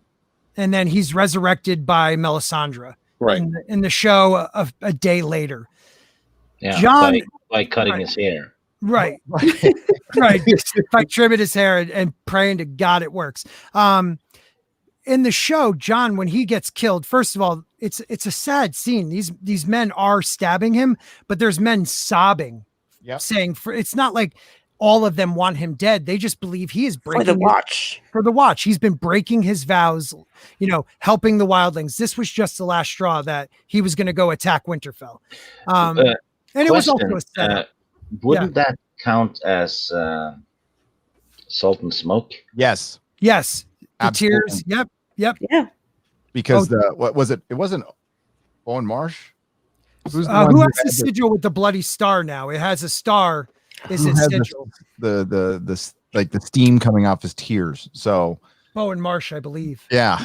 But I can't remember who had the sigil of a shooting star. I'll be honest with you guys. I've it's been a while, right? No, as much as I've read the book, I've only read that chapter twice. I can't read it. I hate it. I hate it too. Chapter so much. It's good. Well, why do you hate it? Because Jon is dead and it's been 9 years. Yeah. That's why. And I love Jon. He's a dumbass, but I love him. And he's a true Stark. If Melisandre resurrects him, though, he'll be a firewhite. Yeah. See, I don't agree with that, though. I don't think she will. I think even if she does, there's going to be a mixing of powers. If Jon did what we all think he did, jumped into Ghost, which I think Robb did, so Robb got killed twice when he jumped into Greywind. But when Jon goes into Ghost, there's a certain amount of a half-life you get as a human with your wolf, where you are conscious that it's still you. And if Jon stays dead for so long, he's coming back with a lot of ghost. Have you heard the other theory? No. That I could buy into. I like it better. I forgot. I would totally credit the YouTuber if I can remember, but I can't. Mm-hmm. And it's Tormund and Jon switch places after their 2-hour meeting and put a because Jon realized he had to go back to Melisandre. Problem, he talked about a glamour. I don't know if Melisandre could do a glamour without her necklace though. So because I think Mance has the necklace. Right. But he talked about if Jon comes back as a firewhite, then he's just a firewhite. He's not really Jon anymore. Right. And it would be kind of cheap. So the guy sold me on that, like the motivation behind, like, do we want to be following around? And how's he going to have kids? Is he going to have kids? Right. Well, Jon coming back as a firewhite fits perfectly with my Ragnarok theory, though. Oh, your Ragnarok theory. Jon would be based on Surtur the Black, which is a fire giant who has a burning sword. Right. Who lives by the. But what about with Ghost, though? Well, that's what I'm saying. Ghost is. See, when everybody else dies, they go to something black. They don't remember anything. It just is darkness. When you die that's why he wrote the Varamir Six Kings prologue and post. It's because he wanted to show you when they die, when a warger or a skin changer dies, they actually can live on. So now, yes, she might use powers to try to raise him, but it's also going to be the old gods putting him back into his body. But the problem is it's not going to be a firewhite, but he's going to be more wolf than man. He's going to be vicious. What if he doesn't come back into the body, and hence why the wolf is named Ghost? It will be the ghost of Jon Snow. Be the ghost of Jon. Well, that's a valid point. George said there's going to be a big twist. And I can. Well, dude, it's been 9 years, so maybe we need one. Well, it's going to be 3 more until we see the book. So right, exactly. And see, that's why I hate that the show didn't show him saying ghost, because that would have, I think, signaled that there was something more to that relationship. And of course, we couldn't have that in the show. Actually, if they used a glamour on Tormund and Jon, Tormund wouldn't have said ghost. Oh, that's true. That's what I thought about too. That's true. And so I think that kind of blows the theory, but I liked it because it wasn't a firewhite. Because I don't really love the idea of him being a firewhite. No, me either. But I believe, was it Stig, I think Stig said it last week. You know how Melisandre keeps talking in her one POV, she believes that the wall is like a hot spot for magic in the world. It's one of the ley lines in the world. But what if it is the weirwood, the old gods allowing her to use magic up there, and when she truly needs it, they cut her off. Because you explained it better, Stig. I think Bloodraven is the Lord of Light. And I've talked about this at length. We're all talking to the same god. Yeah, right.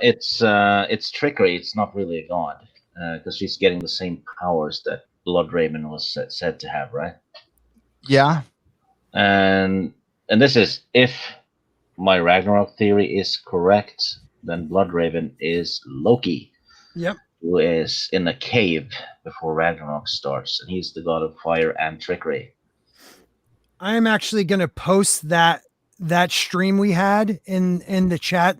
If you have not seen the stream we had where Stig explained the Ragnarok, Westeros, pretty much matching up perfectly, I'll put that in there for you so you guys can check it out. I mean, you should be watching all my streams, but whatever.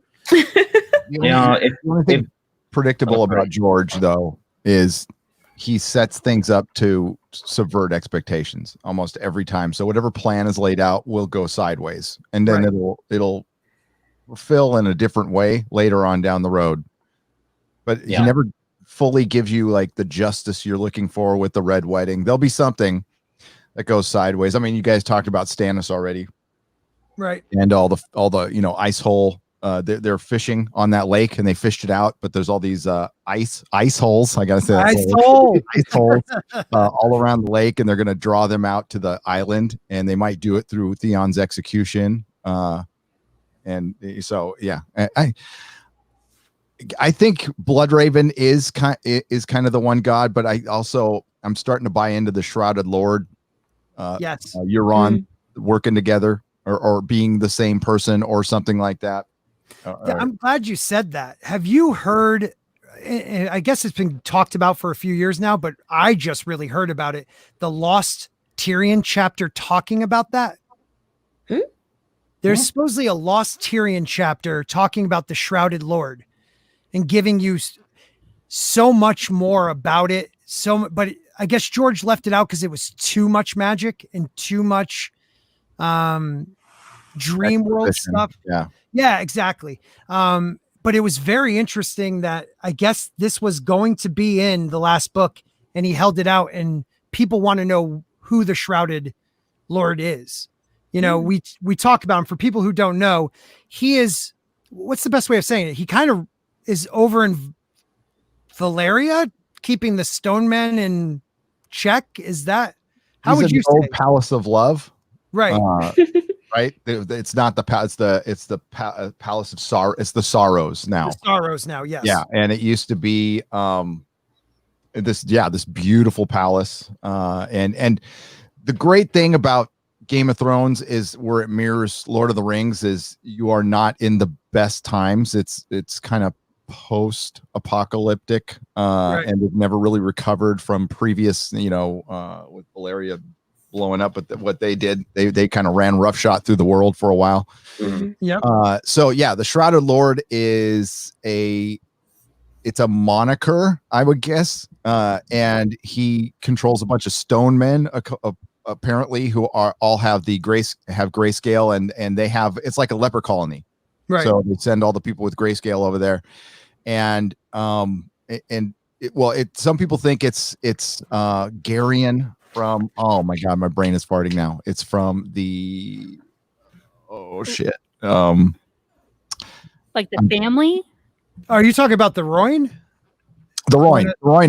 Roynar. So there's Garyon Lannister, they think it is, and then there's not Garyon the Great or something like that. Yeah, Garyon the Great from the Roynar. They think it originally was him, or it's the lost Lannister who went to Valyria, who went to go look for their sword. Right.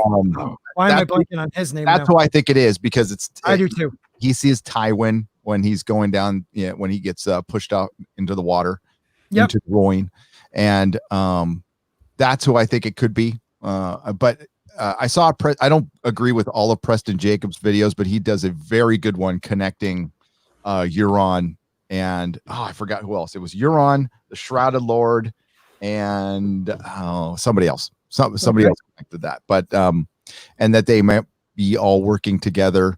But still not being magic, because Preston Jacobs is very anti-magic. He says it's just it's science fiction, right? Yeah, that's one character that. Oh my god, I'm sorry. Let me fix my mic. Yeah, no, but geez, really, Scott? Is everybody awake? Is everybody awake? Really, okay, Steven? Yeah, Steven, thank you. Let's just see what everybody. Oh, Nerd Cookies is in the house. One of my favorite YouTubers of all time. If you are not subbed to her, you probably aren't subbed to me either. So please sub us. And who else do we have? We have Buckaroo, Bazuo. Stay strong, brother. I like that. We have a couple people in the chat I haven't seen before. Thank you guys all for coming out right now. Usually we do pick a topic for this stream. It's a topic of, who or what places, what's going to happen in the next book, A Winds of Winter from George R.R. Martin. Tonight and last week, we kind of are just doing a difference between book and show and what that might actually entail for The Winds of Winter. But it's also just a bitch fest. What he really means is that we're bitching about the show. We are a year later, and I'm still bitching about this show. It broke my heart, dude. Broke my heart. I told you guys earlier, this book changed my life. I was a terrible reader. A lot of learning disabilities. It was the first book that I wasn't forced to read, that I read, and I loved it. My reading was comic books and stuff like that. But that's actually a very big deal. It is a big deal, man. It really is. It was very good of it to read that whole book as a first book too, because it's amazing. It's not the easiest read if you're not used to reading. No, it took me a while. I won't lie. It took me a while to read the first book, but once I read that, then it opened my eyes to maybe there's more stuff out there that I'll enjoy, because teachers, sorry, teachers, if you're a teacher, respect. I learned to be a teacher the past few months. It sucks. But some of them just force it down, this, like you said before, Stig, the same, Catcher in the Rye, the classics, Tale of Two Cities, this, and that. Like, it's time to update people, give kids things they might want to read. All right, Steven, are you ready? Steven, are you with us? Can we get a coffee in the chat from everybody for Steven? I just Gary, do you know about Steven and coffee enemas? No. Do I want to know? Is this something I want to know? Don't you dare. Don't do it. Don't worry. I'm going to tweet you. It's really good and healthy for you. And I don't judge at all. It is, but I will let you know something. Look out for a tweet from me. It is going to change your life about coffee. It's a commercial made by Culture Casino, who's amazing. Oh, I love Culture. Yeah, I'll give someone a Frappuccino. That's for Steven. I love you, man. Yeah. All right. So I guess Steven's gone. Let's talk about something else here then. So we talked about Lady Stoneheart. Where do we think in The Winds of Winter will they end up as north as people are saying? Because if you guys, like you're saying, believe that she might help with the kiss of life for Jon, that's going to take a long ass time to get up there. They don't have the teleportation of the show. I'm thinking Ghost is the one that goes far north, or something Bran walks into. I can't see anyone else going. No. Not. I'm not talking about going north. I'm sorry. Maybe I worded that wrong. But like, how long? What will Lady Stoneheart do if she is actually? Do you think she is heading north to resurrect Jon, or will it be by accident? Will it be something completely different? I think. Well, I had a thought about that a couple of weeks ago, where I think I'm kind of in Camp Jamie when it comes to Azor Ahai. Okay. And I think he's gonna get killed by Stoneheart, and then Brienne does something and raises Jamie through Stoneheart, because they keep saying she has a flame in her, right? Flame of life in her chest and stuff like that. Right. So I can't remember all I said about I that. remember. No, I do remember kind of what you said, kind of showing that Brienne will show Lady Stoneheart that he has truly repented and is changing. Yeah. I mean, does anybody think he's going to go back to Cersei? I think, well, I think he's going to use the sword and get her life flame in it or something. Mhm. And Oh, I Lord. think Brienne is There sacrificing you go, buddy. herself to save Jaime. Okay. I can't remember all the details though, because a couple of weeks ago, but I remember it fitting quite well. Yes, it was valid. I liked your theory last week, or 3 weeks ago. That was a good one. Christy, do you think, Lady Stoneheart will end up that far north? Do you think she'll find her demise somewhere else? Will she make it through the book? Of course she's not going to make it through the book. But I do think we're all right in the sense that she's going to help with the Jon resurrection. I just don't know how it's going to happen. So I kind of want to lean on, and that's my cat, sorry. I kind of want to lean on everybody's theories because I just don't know for sure. Mm-hmm. So I can see all of them at this point. If the book ever comes out, dear God, please let it. Right. It's going to come out.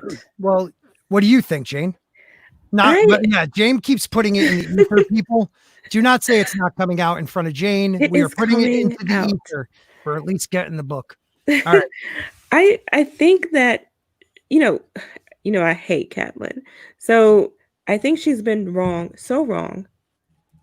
through the entire book and everything she's ever done.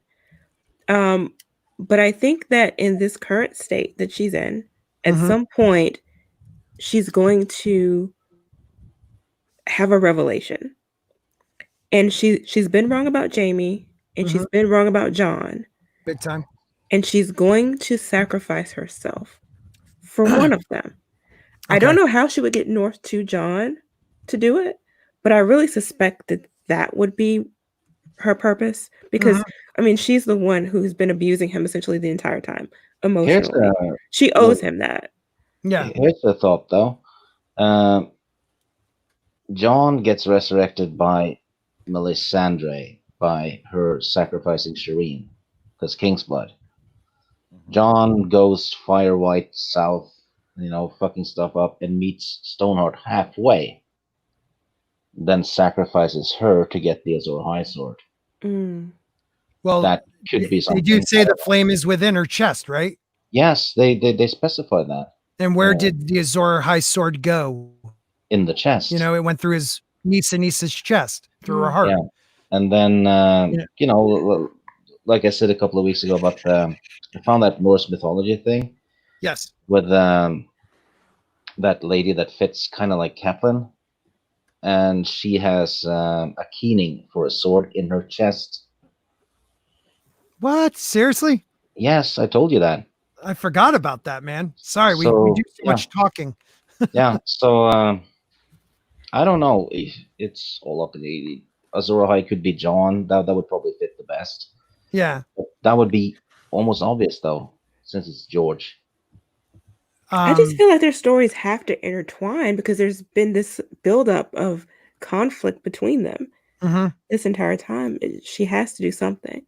Yeah. So whether it's giving her life to bring him back or giving her life to give him power, one of those has to happen. What do you think, Gary? I think I have no idea how they're going to get her that far north, but she's got to be. There's just story wise, like I said before, there's no reason to bring her back. Her death meant something within that story, and to bring her back, it has to be connected to Jon because that's her last connection. She's not going to find Sansa, and she's not going to find. Well, and I don't think Arya. Rickon, though. Arya is never going to connect with the family. By the way.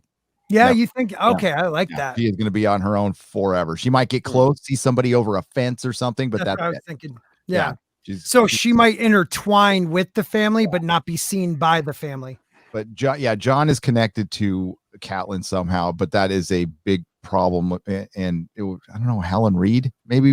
Well, that's what I was thinking. Yeah, but she would have to go to the wall. Like there's a point Yes. where she's going to have to go to the wall, and it's got to have to be connected to the others, and maybe the Brotherhood without banner gets called up to the wall. You know, not in a way they did in the show, but Right. because All hands on deck, though. yeah, I mean, because Thoros Amir is there, and they have turned into a bunch of broken men. We got to remember they've also lost some of the best people of their group. Yes. We don't know where they are. And we don't know if we've necessarily lost them or if they've gone, underground, because we know Tom Seventh Streams is over in River Run, and he's in a castle. Right, giving information and stuff. Yeah. So that's awesome. Yeah, and I think the Grand Northern Conspiracy could be connected to that. That would be great if it was. That's almost seems too much, but epic. Yeah, that be an seems epic, like a lot, man. Like to have an that epic response to the Red Wedding. I think there will be an epic response to it. So I have a theory about Arya though, because she's currently with the kindly man. Yep. And the Hound says one day a kind man will kill you in an earlier book, and I think that's gonna happen. And with Arya's growing connection with Nymeria, I think she's gonna jump into Nymeria, because the book 6 was supposed to be called The Time of Wolves. Right. So it has to be a lot about wolves in it. So I'm thinking Arya basically leads a wolf army in wolf form after she has died. Definitely make her know one. That is what I'm rooting for. Yeah, you love that theory, don't you, Jayne? Yes. Yeah, she's not Bring going to back be the Dora the wolves. Explorer. So. No, she's not jumping ship. What I was trying to ask earlier before my mic decided to freak out, sorry about that, was I've been told by people who have read the series that Euron was given a crap storyline in the TV show, like, because all I know of him is he had resting rape face like the entire time, but apparently he had a lot to do with magic and lore and exploration into the unknown. Like, can anybody explain to me what the difference is between him in the books and him in the series? Before anybody starts, you want to know what I call him? He's a hot topic pirate. Yeah, the one in the show, hot topic pirate. Okay. I'll you know what? I talk a lot. Who out there in the panel? Jayne or Gary, Stig? I'm just toasting my. Okay, you toast. Euron Gary, is a blood sorcerer pirate pedo. Wow. They like what George does. Stephen is he takes your prototypical hero and kills him immediately. So Luke Skywalker is Ned, and he just kills Ned, and he kills your big villain in the beginning, but he makes the villains right. So you got Ramsay, you got Joffrey. They have nothing on Euron. Euron diddled his little brothers. He diddled his little brother, his brother's kids. Wow. He killed 3 of his brothers. Killed 3 of his brothers, but arguably mercy kills. So definitely the first one. And was Victorian, one of my favorite characters. He draped his wife, and then Victorian felt forced to kill his wife because of that. Then he was banished. He went in a ship by himself with a crew of mutes that he supposedly ripped all the tongues out of, and sailed to like the scariest place in the world, which is Valeria, which used to be kind of like the Atlantis of this world that fell into the ocean, and it's considered just a cursed place to go. And he went there. He's got a suit. They've got Valyrian steel, right? You heard Valyrian steel? Yes. He's got a Valyrian steel. He's got a Valyrian armor suit. Wow. And he practices blood magic. He's working on a plan currently to raise giant krakens out of the sea. He's gone up. He's taken on parts of Westeros that nobody would even dare. He's attacking Old Town, which is probably considered one of the safest places in Westeros. Right. He's just an absolute badass who kind of just succeeds. So the bad guys succeed. Ramsay always succeeded. Joff succeeded till he got poisoned. And Euron is the worst. He's absolutely the worst. So the show made him an absolute joke. Everybody loved Euron. I mean, because he's such a horrible bad guy. And he's also kidnapped a bunch of heads of religion. So he's got some warlocks. He's got some faith. What? And His no, own and he brother. cuts off their arms and legs for kicks so they can't get away. And he has them in a dungeon and then down in a ship because he's going to practice some blood magic. Now, in A Song of Ice and Fire, blood matters, and if it's a king's blood, it matters, and if it's a religious person's blood, it matters too. Okay, and that can bring all blood magic is like the magic, but it comes at a horrible cost too. Right, Gary, do you think blood is Valyrian, First Men, anything different? Because I've come to realize I don't know exactly. King's blood is one thing, but I think it's more like, is it Valyrian blood? Is it First Men blood? What has more power? Ooh, that's a good question. The First Men are older than the Valyrians, but the Valyrians are supposed to be the elves, basically, of A Song of Ice and Fire, right?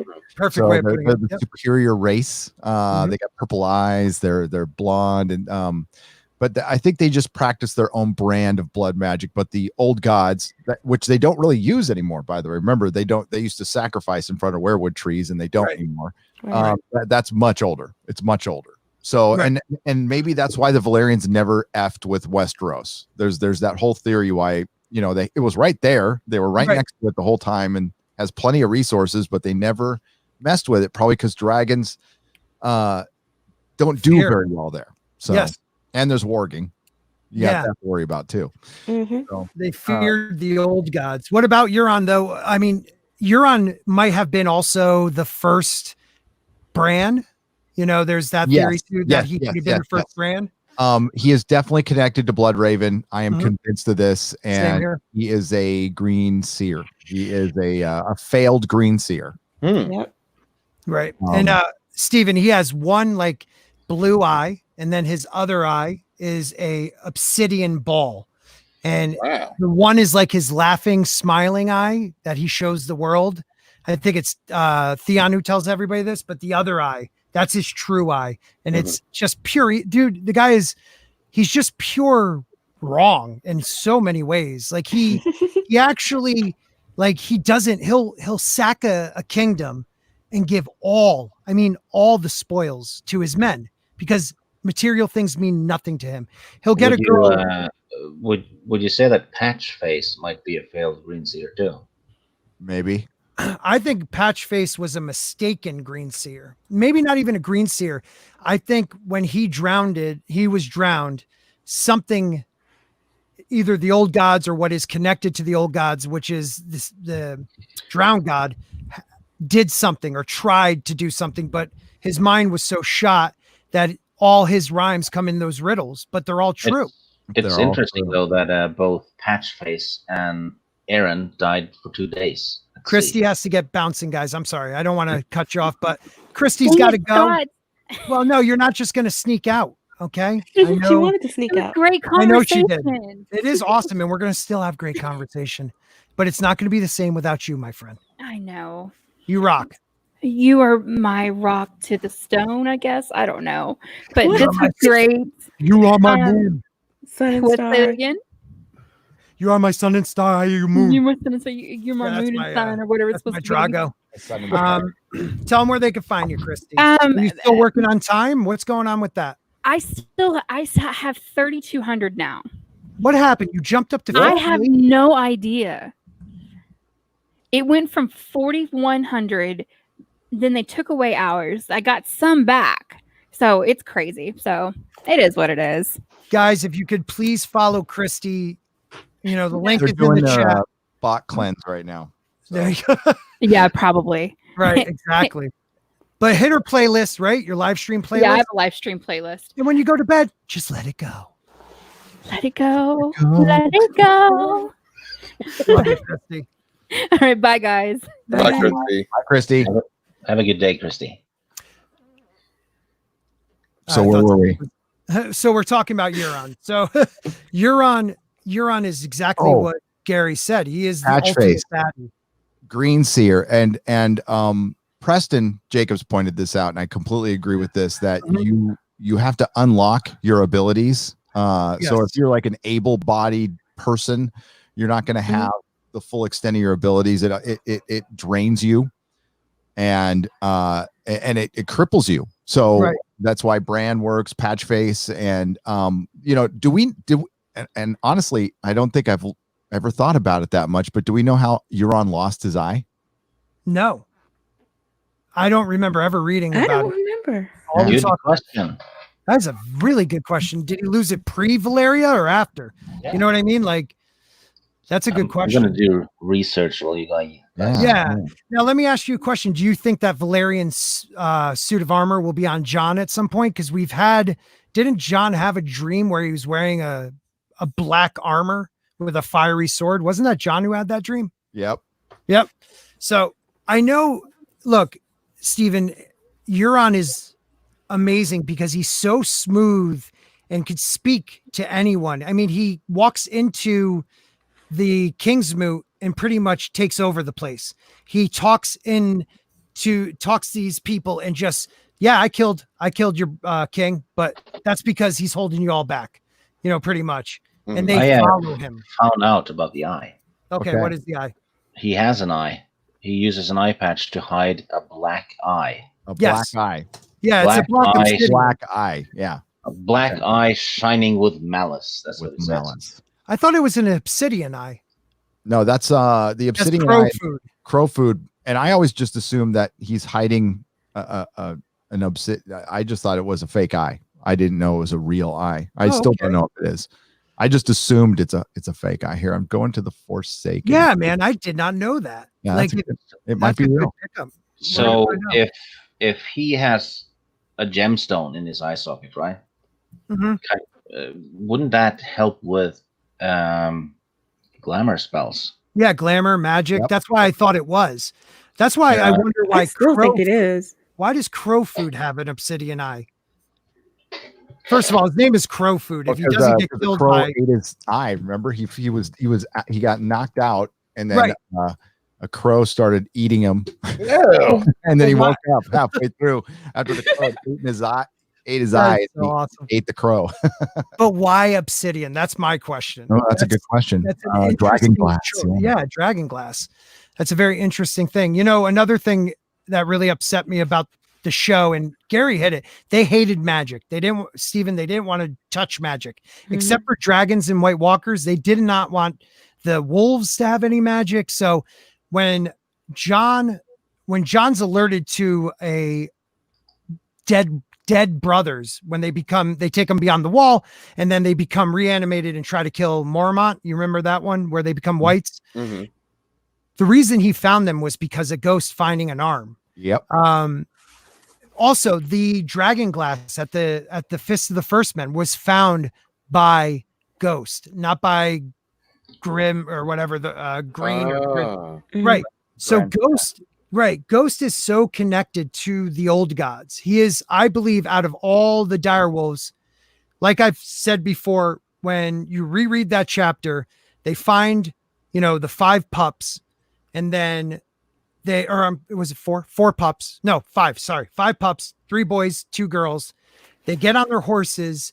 They start to ride away. Now, Ghost doesn't make a sound, but yet Jon hears something. Mm-hmm. And Bran hears the rustling of leaves, which usually is a sign that Bloodraven is doing something. He hears it through nature. But Jon actually hears Ghost. The only time he actually hears him. And he goes back and gets Ghost. Ghost is pure white with red eyes, just like a weirwood tree. He is something more than all the other direwolves. And I just don't know how that's going to come to fruition. Do you think someone controlled Ghost when he found the dragon glass? Because it was very convenient. I think Ghost is not controlled, but connected with them. I think no one's actually warging into Ghost except for Jon, even though they do say once an animal's warged, it's easier for other wargers to warg into them. But I believe that Ghost is actually sent by the old gods and has like more of a connection with them than the other direwolves. The other direwolves have connections with their kids. Mm-hmm. Ghost has a connection with the old gods. If you remember book 1, though, Ghost was the one who discovered, the white was going to attack Lord Commander as well. Yeah, that's the arm. Warned Jon, and then. Oh, that's true. Even after the fact, you're right. Do you think that all the I think taking the magic out of the story kind of robbed the series of a lot, but do you think that that was a creative decision that was done just to solidify the direction of the show, or do you think that that was because the people that were making it didn't understand how I'm going to let Gary answer that. How to present it? I'm going to let Gary answer because they're Dan and Dave were really hooked on the political intrigue, which I think hooked everybody into the show originally.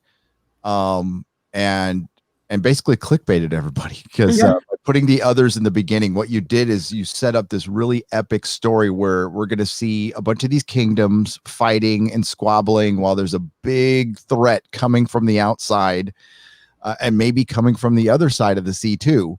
You know, it's about to get sandwiched with ice and fire, and one of the sides looks good and looks like a savior, but they might not be, and the others might be the savior, and we don't know that. But they left all that behind for they like the political intrigue, and you can tell they're way more into it.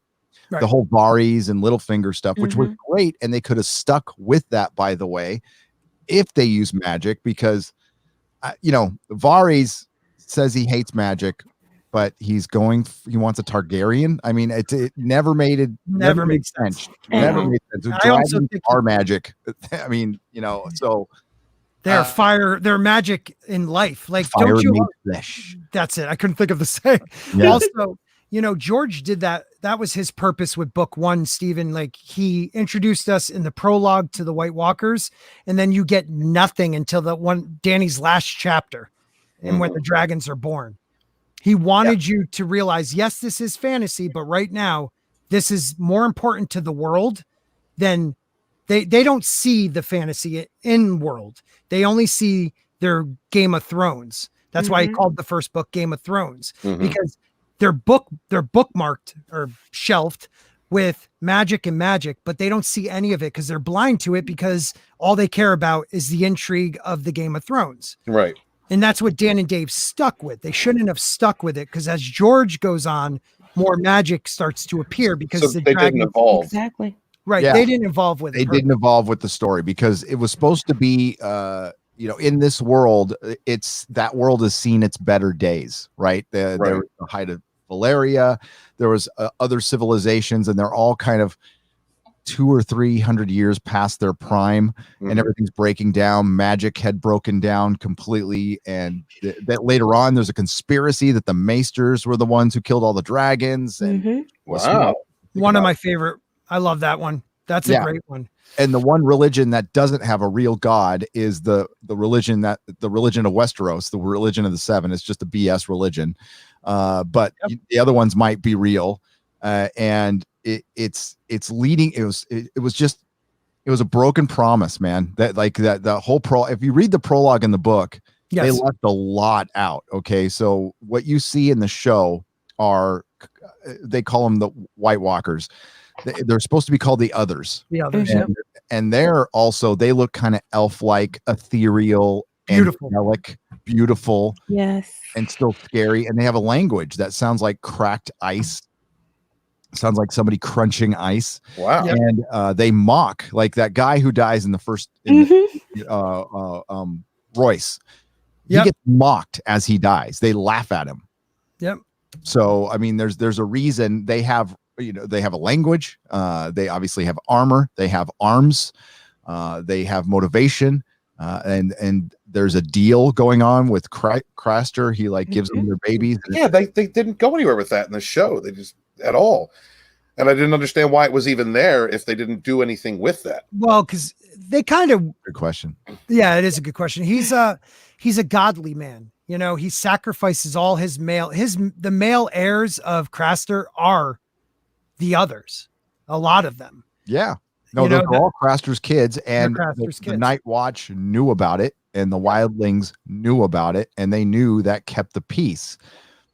So, I mean, there's supposed to be a big overall theme to A Song of Ice and Fire. George is very anti-war, right? Yes. So dragons are supposed to be nuclear bombs, and the others are the Cold War, right? And appeasement is the little kids, and it's and by the way, I talk about this all the time. how you wrap your messaging into a good story to where you can get everybody to pay attention and it gets people to drop their bias Mhm. is through good storytelling. A Song of Ice and Fire is a feminist story. If you look at it with, you put your glasses on, you look at it, it's all about women. Mhm. It's all about women and how they work in this world that is this feudalist society. Right. But what George does is he doesn't make every man an asshole or an idiot. Right. He makes everybody an asshole and an idiot. So It's perfect. Yeah. So that's And how it works. What I love about it too is it is a feminist story, yet he brutalizes women in earlier books, so you don't even see it.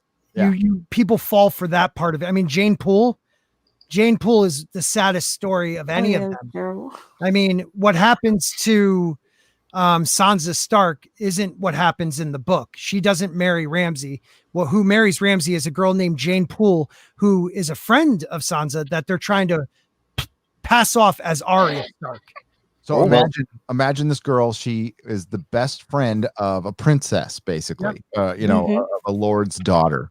But essentially, she's a princess. And she has all the status of that. Then Winterfell gets sacked. She gets thrown into a whorehouse. She's trained as a hooker. Wow. And then forced to be a sister of her best friend and marry like the worst person. And Ramsay Bolton everybody was pretty in the show. The show prettified everybody. Yeah. Ramsay is nasty looking. He kind of looks like a frog. He's got huge lips and pale skin, and the Boltons look nasty. They're just nasty. They look evil. Vampires. Right. That's what they're supposed to be, is kind of vampires. Exactly. It's a sick story, but it's enthralling too. It is. And all your main characters are like these really effed up people. Like Theon, again, looked pretty in the show, but he's not just missing his dong. He's missing most of his toes and his fingers, and he looks like a 75-year-old man, and he has no teeth left. And oh my God. Yeah, Tyrion doesn't have a nose. Like his whole freaking nose gets cut off, not just a little scar down his face. Brienne gets half of her. Brienne, I always say it wrong, but Biter bites like half of her face off. Jaime, our gallant prince, loses his hand. It's you're following around these really effed up people, but these are the heroes of your story. And the one person who's probably the most whole is the most broken, who is Arya. Right. Arya's gone through hell, and it's a tragic story. This sweet little girl just turns into a monster, an absolute monster. So much so she scares. There's this little. She might be a Children of the Forest. She might not. The ghost of High Heart. I love her so much. She's like, get away from me, Dark Heart. So it's this psychic colors of the eyes. Yeah, it's like this psychic little small grandma who can tell you your morrows. Right. And she sees Arya and she just freaks out. She doesn't get scared of anything, and she gets scared of Arya. Wow. Yep. She's like, get this thing away from me. Yeah. It's the potential it had was so wasted. They did everything right, production value, costumes, and I did a video on this. You find out that HBO surrounded these two idiots with the best people in Hollywood, the absolute best cinematographers, costume designers, everything.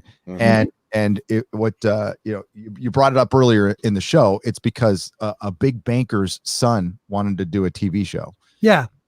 And talked George into it. And they convinced George. They were fans at first. And there was a big falling out somewhere along the line where George stopped talking to him for a long time. Yeah. But then they still bragged about it, about getting over on them. Right. I mean, that last season, they admit they should never, that there was a con of some sort after the final season, and they admitted they should never have been given this story. Like, they admit to it. These guys truly, they bamboozled George because they wined him, dined him, knew book one material well enough. And DB Weiss knew way more than Benioff. I think DB Weiss was more of a fan. I think he's the one that called Benioff and said, read this. Benioff is just, dude, he's an egotistical. He's a narcissist. He's a narcissist, man. And he truly started to believe that the book series, like the show, was something different. And he created this show. It didn't have to do with George. even though Dany forgets about an armada in the water.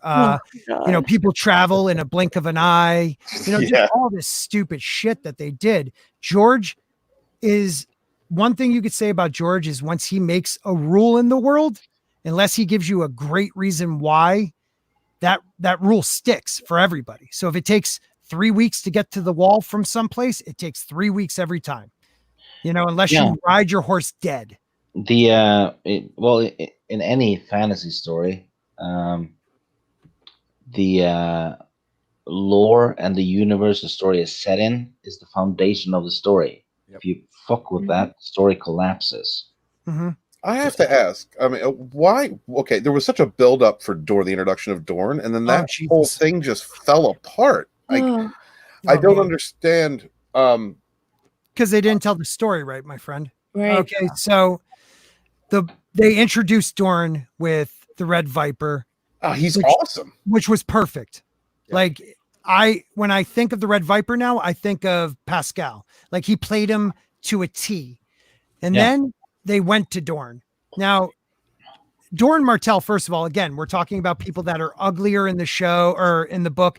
Dorne Martell has gout so bad he has bubbles like over his knuckles. Any joint is swollen. Really? Yeah, the guy, and people think he's just a weak-minded coward, pretty much.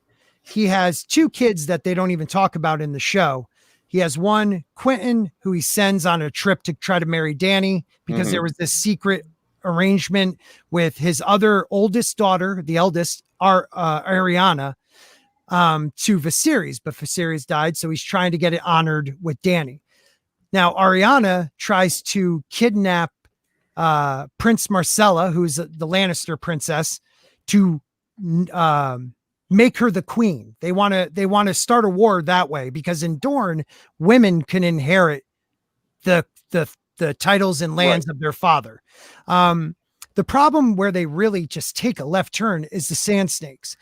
The Sand Snakes are all different colors, different people, because like Jayne said, and I think Stig too, wherever Oberyn went and had a bastard, well, they were different looking women there. He had a woman from the summer seas. Well, they're black as night. So one of his daughters is black, but there's other light skin. So these girls look all different. They don't all look Mediterranean.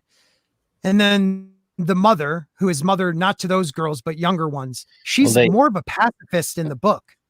They ended up looking like, a B-movie version of Charlie's Angels with a Latino cast. Right. Yeah, pretty much. And the problem with it is that you have Dorne, which is a large kingdom, a very proud kingdom of the 7 kingdoms. Do you really think they would allow a whore, a paramour and their bastard children to kill the prince of Dorne and then just be like, okay, we'll follow you? Hell no. That was so dumb. The whole motive, and it went against the canon of the show. The whole motivation was revenge for the family, for the Martells. So we're going to kill the people. The brother. It made no sense. I'm in love with your brother, so I'm going to kill your brother. The Red Viper would slay her for that. No, this is all about family loyalty. They have insane family loyalty, and they're good to their family. So Dorne is the only place that allows the bastards to they're all legitimized. They're all legit. They can hang around, and they will, they can hang around the palace, and they treat them like their own. It's the one place that treats a woman can run Dorne. It's the only place in Westeros. They have their own rules, and they want to change the rules for Westeros.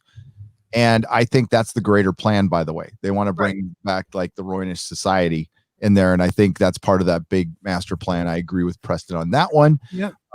And you read the chapter, right, Gary? The Ariana sample chapters. I mean, the books that her father leaves in the cell when he locks her up, that is one of the books right there. The Laws of Dorne and Succession. So you're absolutely right. They're trying to overthrow it. Go ahead. And and there's a way she is the queen. There is a way that if certain people die, she can become the queen of Westeros pretty easily. Not easily, but there is a path to that. And this still is a Game of Thrones, and there has to be. I think there's also something. There has to be something magical to the Iron Throne, like being on the Iron Throne, because I mean, fighting the others and all this bludge magic for what? For the Iron Throne, you can just get your own damn throne, whatever the hell you want. So there has to be something about that Iron Throne that's way more than just a symbol of power. Okay. So I have an idea. There's when you read some of the histories, they talk about dragon steel, not Valyrian steel, but dragon steel. And I think that was the last hero's sword that was given to him by the children of the forest. I believe that when Aegon created his throne by using dragon fire, Balerion the Black Dread, one of the greatest dragons of all time, by using that fire, and maybe, you don't know, they might have said a couple little spells or something, but that became dragon steel. And that can be used to fight the others. Can I toss in something about the last hero? Yeah, go ahead. When first we hear of the last hero, right? It's old Nan telling the story to Bran. And he was last seen fleeing the others on the other side of the wall with his dog and a group of people. And he was also one of the first Night's Watch members. So he vanished on the other side of the wall, and he probably had an old Night's Watch outfit. And he was given a weapon by the Children of the Forest. So the Children of the Forest know him. That's sounds like Cold Hands. Right, because everyone keeps trying to say Cold Hands is only like 200 years old, but but Cold Hands could be a lot older, right?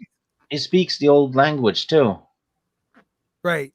And they said they killed him long ago, and they're referring to the others.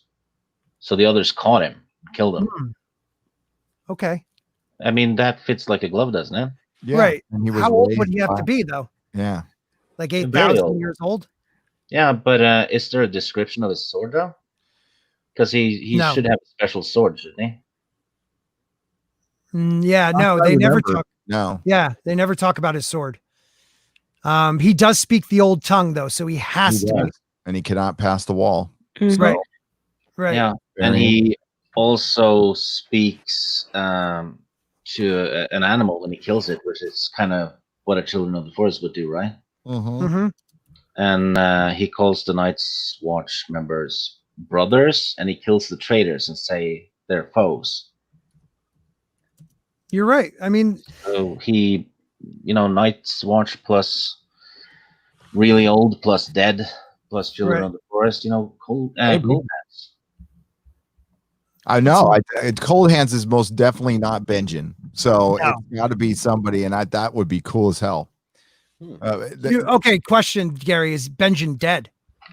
No. I don't think so. Either. Why make it a mystery? So, I mean, he could be, but maybe he lasted a lot longer.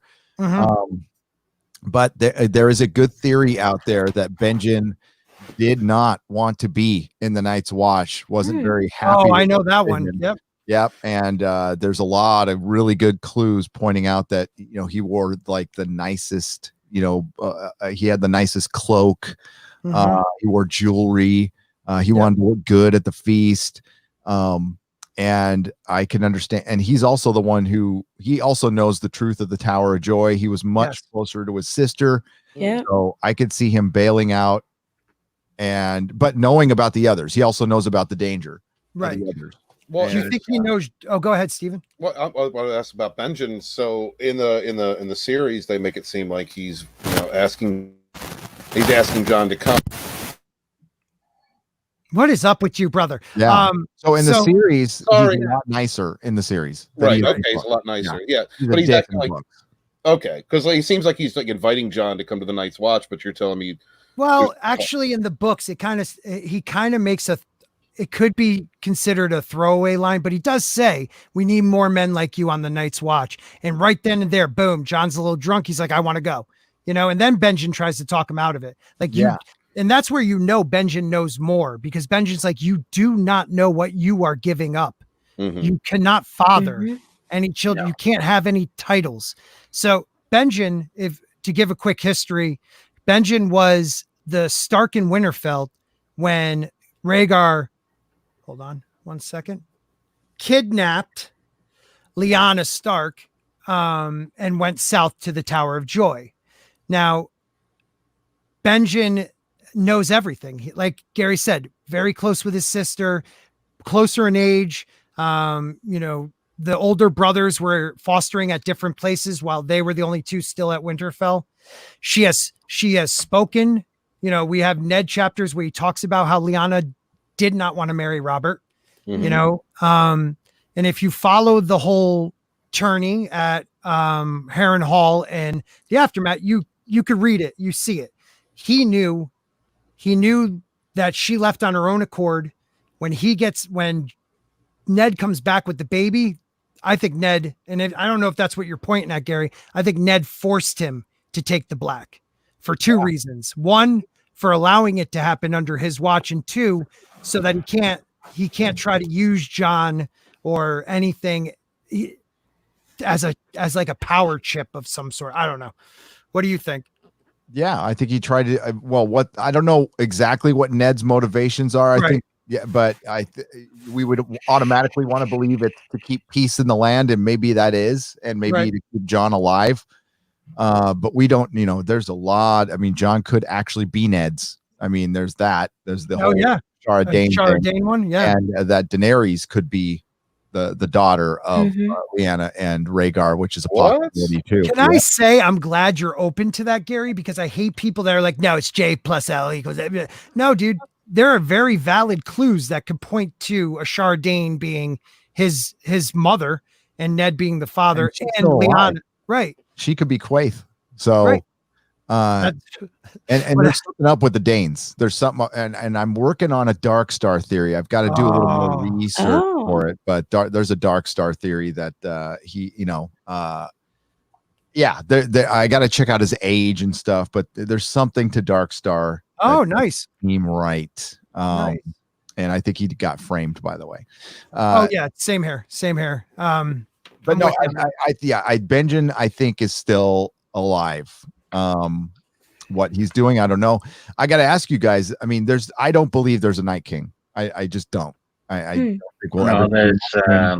There's not, because not like he was on the show, because he got the Night's King name because he had married what seems to be a female White Walker, so he couldn't have created the White Walkers because they were there before the Night King. But yeah, I could see them having a female leader, or we get a Night Queen later, right? For like a truce. So it would be awesome though if the prologue for Winds of Winter is a Benjen chapter. Oh, that would make me go ape shit. It's supposed to be Jayne Westerling. No. Well, that's groovy as well. That's a good one. I'll read that, man. So she's being taken to King's Landing. She is surrounded by a bunch of Lannister men and archers, by the way, who are ordered to kill her if she even sets one foot off the path to King's Landing. They are going to fill her full of arrows. And I believe, why am I blanking on his name now? Tully. Edmure. Edmure Tully. Yeah, Edmure Tully is with her, and he's with his Frey wife, who he did fall in love with, and their child. And he's on his way to be a hostage up in King's Landing, and that's going to go sideways. So, but I've always heard it was a Jayne Westerling chapter. Here's something though: if they're being taken to King's Landing, Jayne Westerling, maybe she's pregnant. Yeah, she'll pass right by Lady Stoneheart. Yeah. Where were they? They were at the neck. So or at the Twins. So you're absolutely right. Yeah. Wait a minute. Hold on. Wait a minute. Yeah. Lady Stoneheart has Robb's crown, right? Yes. Yes. Jayne Westerling had Robb's crown. Who took it? Somebody took her crown. She was pissed about it. And oh shit. When we found out her mom set this whole thing up, her mom helped set up the Red Wedding, bitch, by the way. Yeah, wait a minute. How did she get the crown? She I just thought of that. God, there's so many things. I've read the book. You find something new. 9 times. Oh, wow. you still find new stuff. I've read the last two more. I'm way more into the last two because there's so many secrets in those books, so many theories. I think the first three books were kind of a tight story, and there is some loose ends, but I think there's like the last two books are just nothing but loose ends. Like right. Nothing. Okay, let's take his age out of it and his desire to write it, Gary. Do you think even if he was like, motivated and young, could he finish it properly in 2 books? I think so. He said they're going to be 3,000 pages. So we're going to get 1,500 page Wins a Winner roughly. He said he estimates 3,000 pages of manuscript.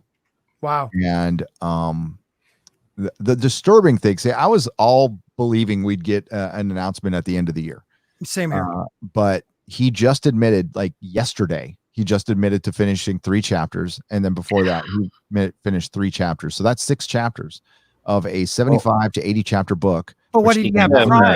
Yeah, he didn't have more chapters before that, though. No, he had 15 confirmed chapters before that. Oh. And so we got 21 confirmed chapters of an 80 chapter book. So that's one quarter of the way, through, and 9 years. And that means 6.5 chapters a year. He'd be done with the book. So he just said yesterday, I missed tweeted that. about it. There's still a long way to go. Long way to go. It's frustrating as hell. And I hate to say that. I mean, I want to finish 2. And we what we say, oh, we'll be happy with the Wins a Winner. No, we won't. No. We want a complete story. There you go, Jayne. It's coming in 2025. I don't want a Wheel of Time ending. I want no one writes like George Martin. Like you just said, Gary, you read the books 9 times and you're still picking up on stuff. Like the man is every word matters when he writes. Every period means something, just infuriating. Every name means something. Where he owes the fans like a half a book. If you got half of it done, publish a goddamn thing. Just do it. Just call it part 1. Nobody will give a shit. I don't care about your completist or perfectionist or anything, or your just give the fans something. He said no more sample chapters, and when he said that, I thought we were it was good. Done. Yeah. That pisses me off. It's frustrating as hell, and he's off buying. And when the lockdown ends, like he's going to go back to doing everything he was doing before, right? And it's great that it took a pandemic for him to finally. Ridiculous, man. I mean, the pandemic ends, he's going to jump right into the HBO series. That's like his pet project right now. Yeah. Oh, yeah. That's going to be a big distraction because they actually have competent showrunners running that show, and it's probably going to be pretty good, to be honest with you. I'm excited. I think they're getting close.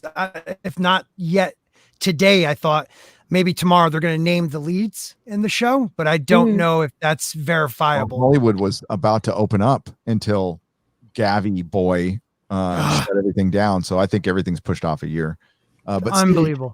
Steven, you're a writer, so I mean, like I completely sympathize with having the block. I can relate it to doing videos. Like I've started a Picard review like 6 times, and I've shit on them all. And because I want to really make this thing perfect. I don't know if I can, but I want to try. So I mean, that's happened to you, right? I mean, and all the time. How do you get through it? Keep writing. You just keep writing and keep working at it, chipping it away. That's the way I get through it. I mean, even if I'm bored with it, I mean, I will take a break and I'll walk away from it. But same thing I tell my son. He's actually writing his first book right now. Oh, wow. And I just keep telling him, you got to just keep writing. Even if you scrap half of it, you just keep writing, get it out, get it down, get something to work with. It's the only way you can get through it. George Martin was talking about how there are 2 writers, 2 kinds of writers. It's a gardener and an architect, right? Yeah. The architect plots the story and then writes it. So there's no writer's block because they've done the hard work beforehand. George is what he called a gardener. He'll just sit down and write. Right. And those are the ones that get writer's block. Yeah, well, guess what? There's weeds everywhere, dude. It's time to pluck the fruit. It is time to pluck the goddamn tomatoes. I want them now, and I want them soon. Hire a landscaper. You can still do the gardening. Hey, there you go. Right. That's what I thought. The dude who, Neil Gaiman. well, but the guy who He's wrote terrible. Elio and Linda. Yeah, they did a great job on the World Yes, of Ice they and did. Fire. They did I thought it was way better than Fire and Blood. Like, Oh yeah, that's like a textbook. But it's brutal. I can't get through. I mean, I've read through it once, and it's like, ugh, I still haven't gotten all the way through it. I'm going to be honest. freaking. I've looked at the book 10 times. Yeah. That's Well, what you know, I've done. What killed me is a lot of the first, story about Aegon. You already knew most of that. Yeah. A couple little things here and there, but Maegor is one of my favorite characters in history, and I'm still I haven't gotten through it.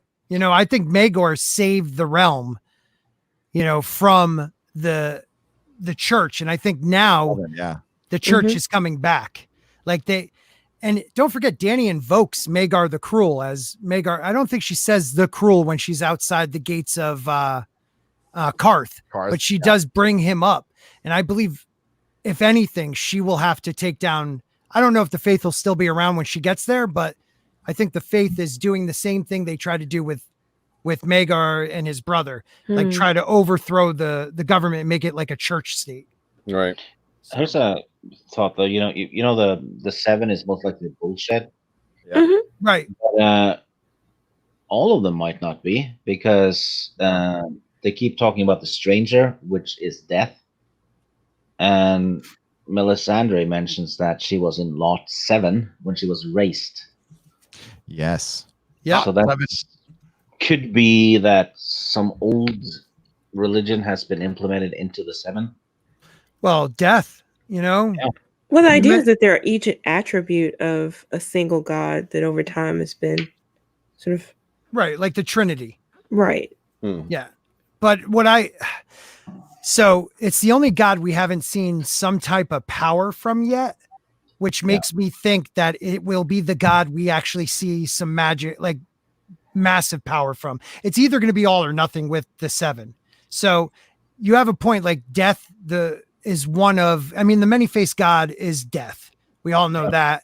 It's part of every religion. That's the only really god that is true that we understand is death. The old gods, we don't know what they really are. Are they just a compilation and collective of, mostly children of the forest, green seers minds, or are they something even more than that? I think they are the world. Yeah. The weirwood net is the world, so it's basically the trees. They're the god. Now I have a little. Go ahead. No, I was just gonna say, if that's the case, and I wonder if they're also behind the 7, because remember, they're what triggered the Andals to come over to Westeros in the first place. Right. So what if it was them speaking through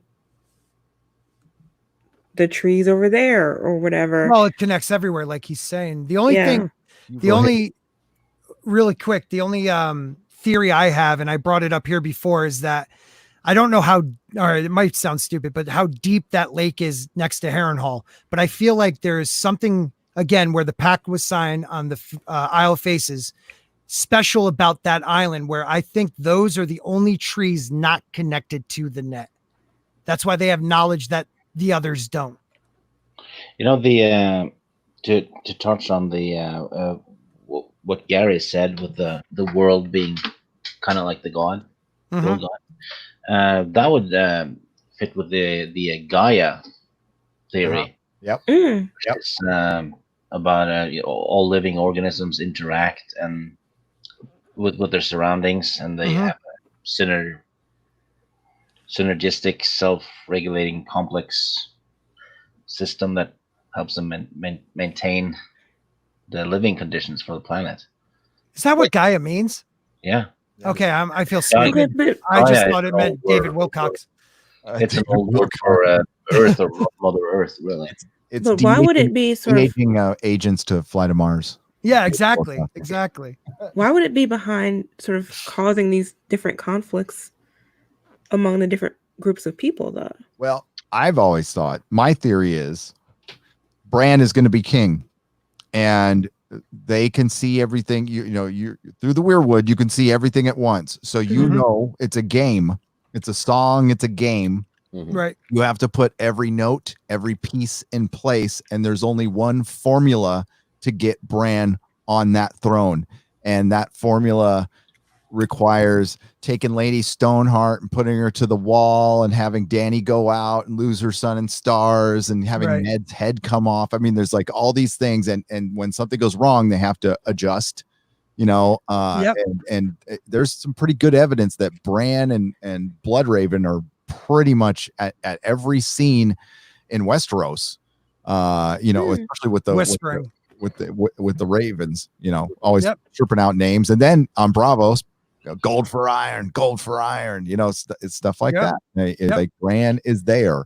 So now I don't know about being in Essos and in the free cities and stuff like that, but definitely in Westeros they're playing around, and it's the big power players are Illyrio, Doran Martell, because I think Varys and Illyrio, Yeah, Doran they're a Martell, team. Euron, and Bloodraven are the ones moving the pieces. Yep. Well, And would you say that Varys, when he hears whispers, could be not just from his spies, but from maybe. And Quaithe, because of the glass handles just started working. They got turned on because the dragons were around. I gotta ask you all a question. Okay. In the epilogue of A Dance with Dragons, when sorry, spoilers, Kevan Lannister gets Caesared by a bunch of kids, they all had white faces and black eyes. What's up with the kids? What's up with the whisperers? Oh shit, you're right. Those aren't normal kids. Children of the Corn. Yeah, straight up, right? Straight up, huh? You think Varys I don't know, curses them or can control them somehow, or they're dead, or I mean, I don't know, but that's the first time I noticed that. And I'm like, there's got to be something to the, Kevin. The last thing he sees are these kids with these white faces and black eyes, dark eyes. So it could be him just freaking out and dying, or they're little monsters or something, and that's why he sees past glamours that they have. Well, it puts this. All right. So they were all around him, half a dozen of them, white-faced children with dark eyes, boys and girls together, and in their hands, the daggers. Damn.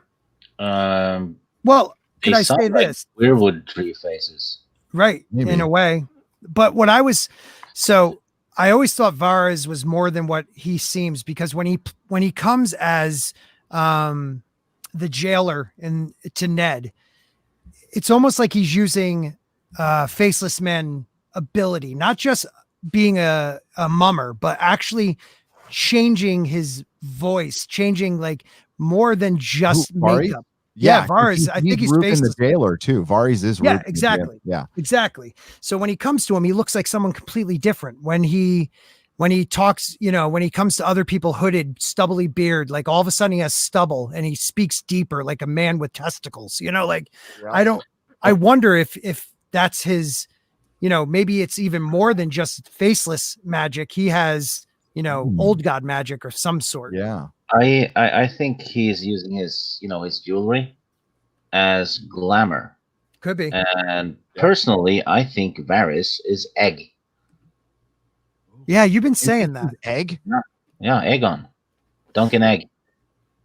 Well, I mean, Bloodraven's still alive.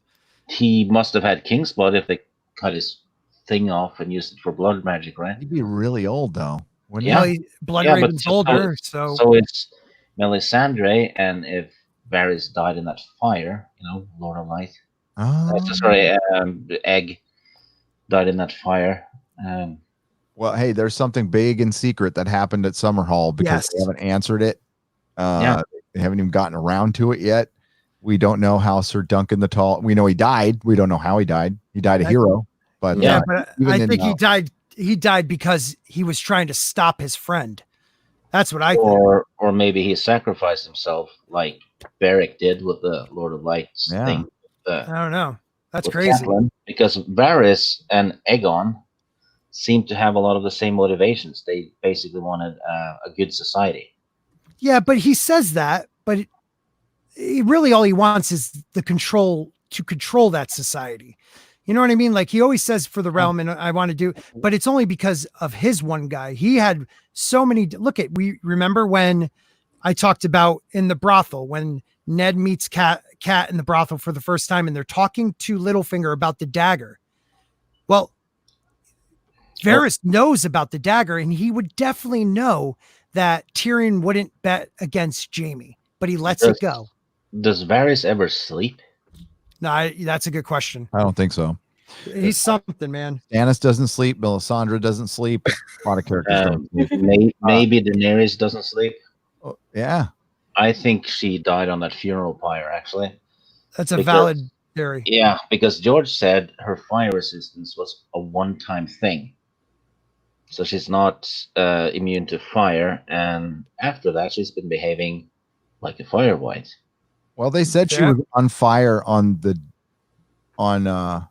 when she Drogon, but I don't know that. See, the thing with George, you always got to remember is everybody's an unreliable narrator. Absolutely everybody. So, like go back to Benjen when he said we could use men like you in the wall.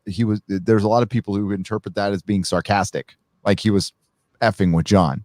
Right. We could really use somebody like you on the wall. Right. Really not, you know. Right.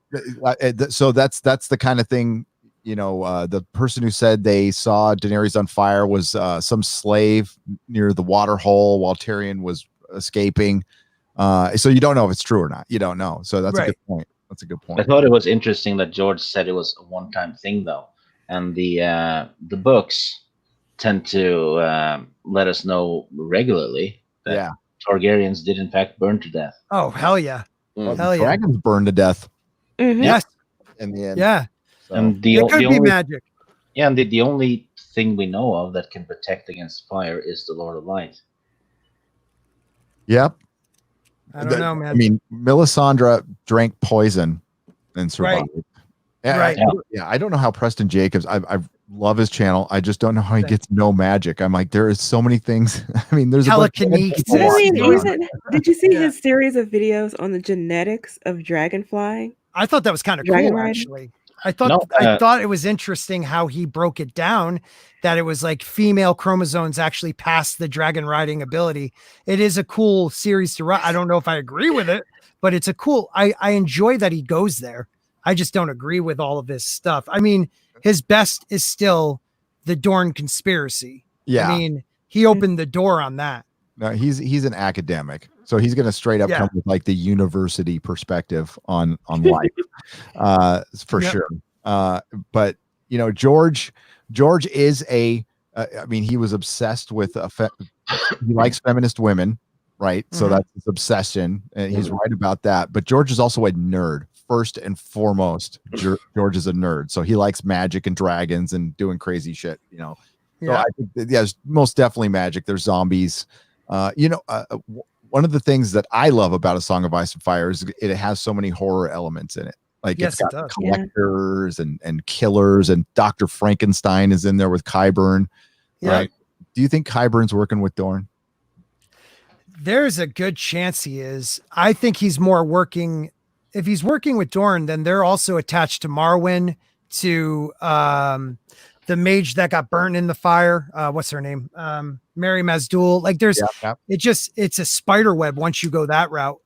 I think he's working on his own. He might have been working with Dorne, but I think Cersei letting him play with his women in the basement like just makes him happy as hell. So I think I could see that better. That would be a better way, because he was put into the game by Dorne, but then found what he wanted to do, and now he's doing it. Like Jorah. Jorah was put into the game by Varys, but then he saw, you know, Varys and.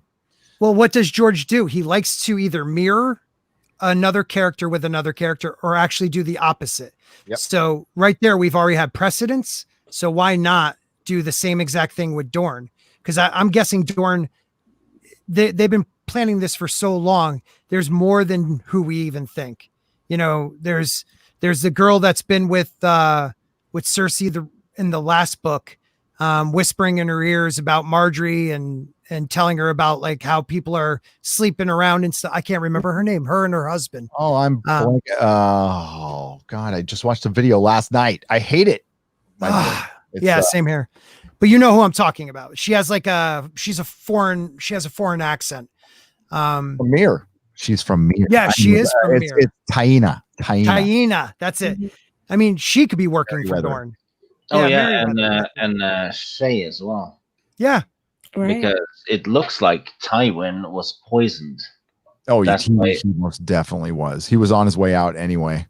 So Yeah, because he had the same, you know, he had constipation, and that was a symptom of one of the poisons. So wouldn't that also bring bring Braun into it?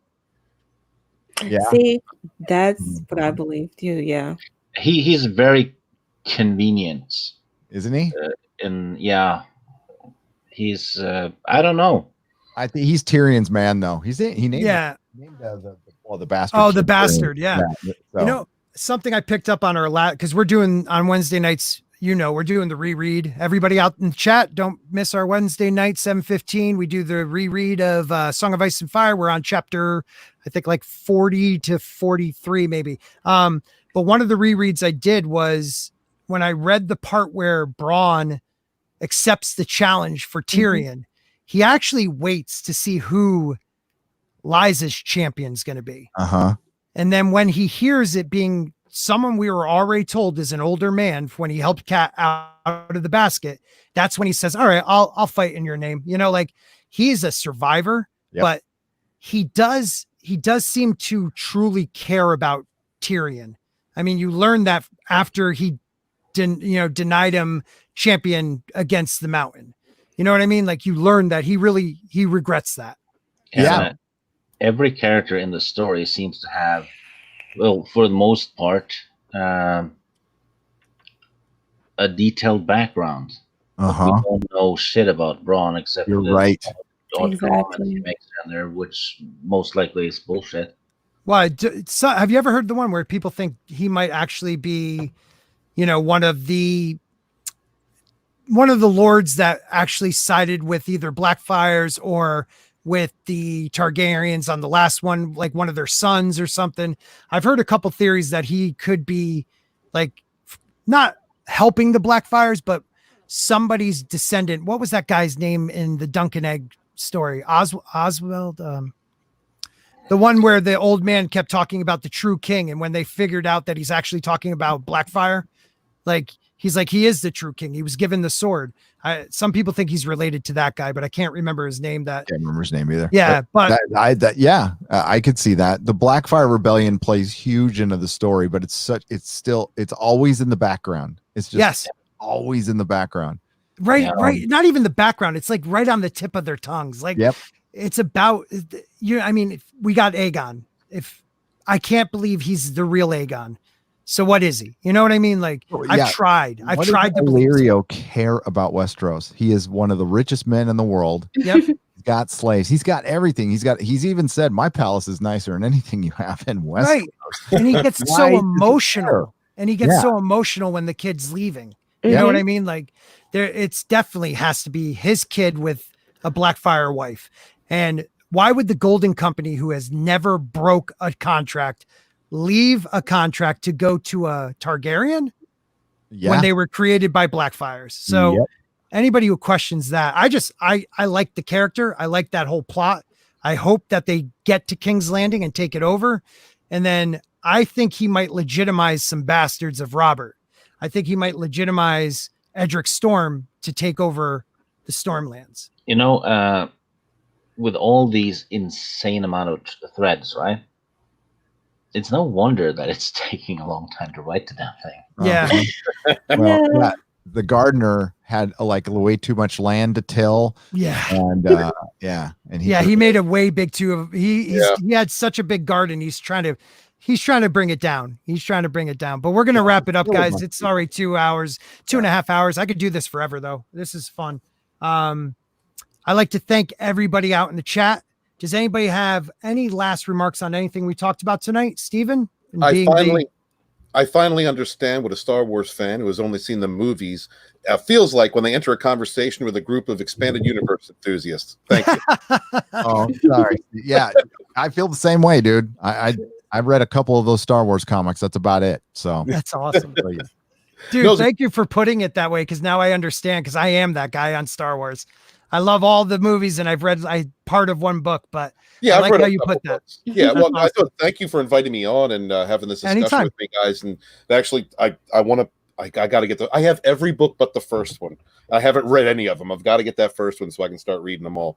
But thank you very much for inviting me. I really liked all the enthusiasm and lore you guys have for this series. Is that what you're talking about, Steven? No, I was talking about the George R.R. Martin. Oh, because I thought you were talking about this book, The Fandom Menace, Volume 1, A Fandom Betrayed, by who? Stephen Walton. People, if you don't own this book yet, you're going to miss out. Even though we're living through the history of what's going on with our fandom, this is documenting that history. It's more than just YouTubers writing about YouTubers. It's a very deep dive into SJW life and how they are changing the world and how we have to fight back. So please support this man. Support all content creators, big and small. Because look, we got a guy with a couple, Gary has just a few subs. I have like 800. And I let him come on my freaking channel. That's how you have to do it. Really? Pay it forward. You're welcome, Gary. Right. You're welcome. And it's up to me to keep them. So hopefully, that's the truth. Channel, and I'll try to do my best. You got it. You know what, Gary? I could lead you to water, but you got it. You got to take the drink yourself, buddy. So I love that saying, though. We got to keep them ourselves. Got to keep you guys entertained. So I'm going to let my guests all say their little outro. Steven, why don't you start? Thank you very much. Please check me out with half this panel on Tuesdays for TR4 and on Saturdays for Rogue Entertainment. I want to say thank you to the chat for coming. Thank you to the panel for allowing me to come on and just ask questions, really, and hear this great conversation. I appreciate you all. Be good to each other. Peace. Thank you, Steven. And actually, I enjoy having you on because it's almost when you have somebody who's novice in the actual history and the real books, they ask questions that make you start thinking about things you probably wouldn't have thought of. So thank you. Yeah, it really did. Jayne, my partner in crime, do your perfect exit. You have the best. Hey guys, you can find me here on YouTube where I post weekly movie and television reviews every Sunday at 6 Central, as well as some occasional pop culture news and commentary. You can also find me on Twitter and Instagram at Jayne Theory. Thank you, Jayne. Stig Kenobi, first of his name. Yeah, just a nerd who likes to talk nerdy about, with people like Sporking and stuff like that. And for some reason, it tends to happen on YouTube. Yeah, it does. Not a YouTuber myself. I have a tiny channel, but nothing special. But yeah, I just like doing stuff like this, talking about interesting things with people who also find it interesting. And as some of you might have noticed, I'm a huge fantasy buff. Even done some writing on it that got published. I gotta read that. And I gotta read it. And Stig's channel may be small, guys, but he knows how to use it. He does. There you go. Please. Yeah, by not using it. Yeah, but hey, dude. Ratio-wise, you have 10 minutes of content on your channel with 333 subs. So you tell me, anybody else who has that time to sub ratio, you got them beat, my friend. Yeah, I've had videos that had more views than I had subs at the time too. So yeah, YouTube is easy, people. It's totally easy. Thank you, Stig. And I'll hopefully have you on. You'll be back next week again. Everybody's getting a little busy right now, but we do this every week, everybody. And for the first time on this stream, but not my channel, Mr. Gary from Nerdrotic, who I just got this. Oh, dude, I'm wearing my shirt right now. Dude, I love this shirt. The color is dope. It's a dope shirt, man. My hair. It's the first merch I ever bought. First merch of anyone. There we go. This is the best one you've made. That's why I said I got to get it. And then I bought yours, and then somebody else's is coming soon. So my first 2 purchases. I'll wear that next time, hopefully. But Gary, let them know. Even though they all know where to get you, do your outro so we all feel equal? Well, right now I'm working on a Game of Thrones, a Song of Ice and Fire thing for my patrons because I owe them something, and I am reading the Forsaken chapter. This is also an audition for Volume 3 of the Fandom Menace that hopefully I can do the audio. Nice. So, You just heard that, right, Steven? Is there? well, I've got an audition. I got to work for it. So that's what I'm working on. So yeah, may the wings of liberty never lose a feather. Thank you, man. Thank you for stopping in, everybody. We had a lot of people jumping in and out. I hope you hit the like button, shared it. Rennie A, Perry Chan, Michael Jolin. Yeah, Perry. I love Perry. Another monster. Always the Swede. I'm sorry, Stig. The fucking Swede. It's or bloody Swede. Or... Right. Shellback. Depending on the day. Yeah, depending on the day, right? We had Shellback, Bruno, one of the greatest YouTube names ever, Brutal Morningwood. Love your name. Always coming in with it erect, pal. I love it. Tina, thank you, Tina, as always.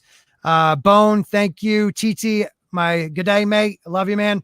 Who else is always here? Script Doctor, of course, the legend.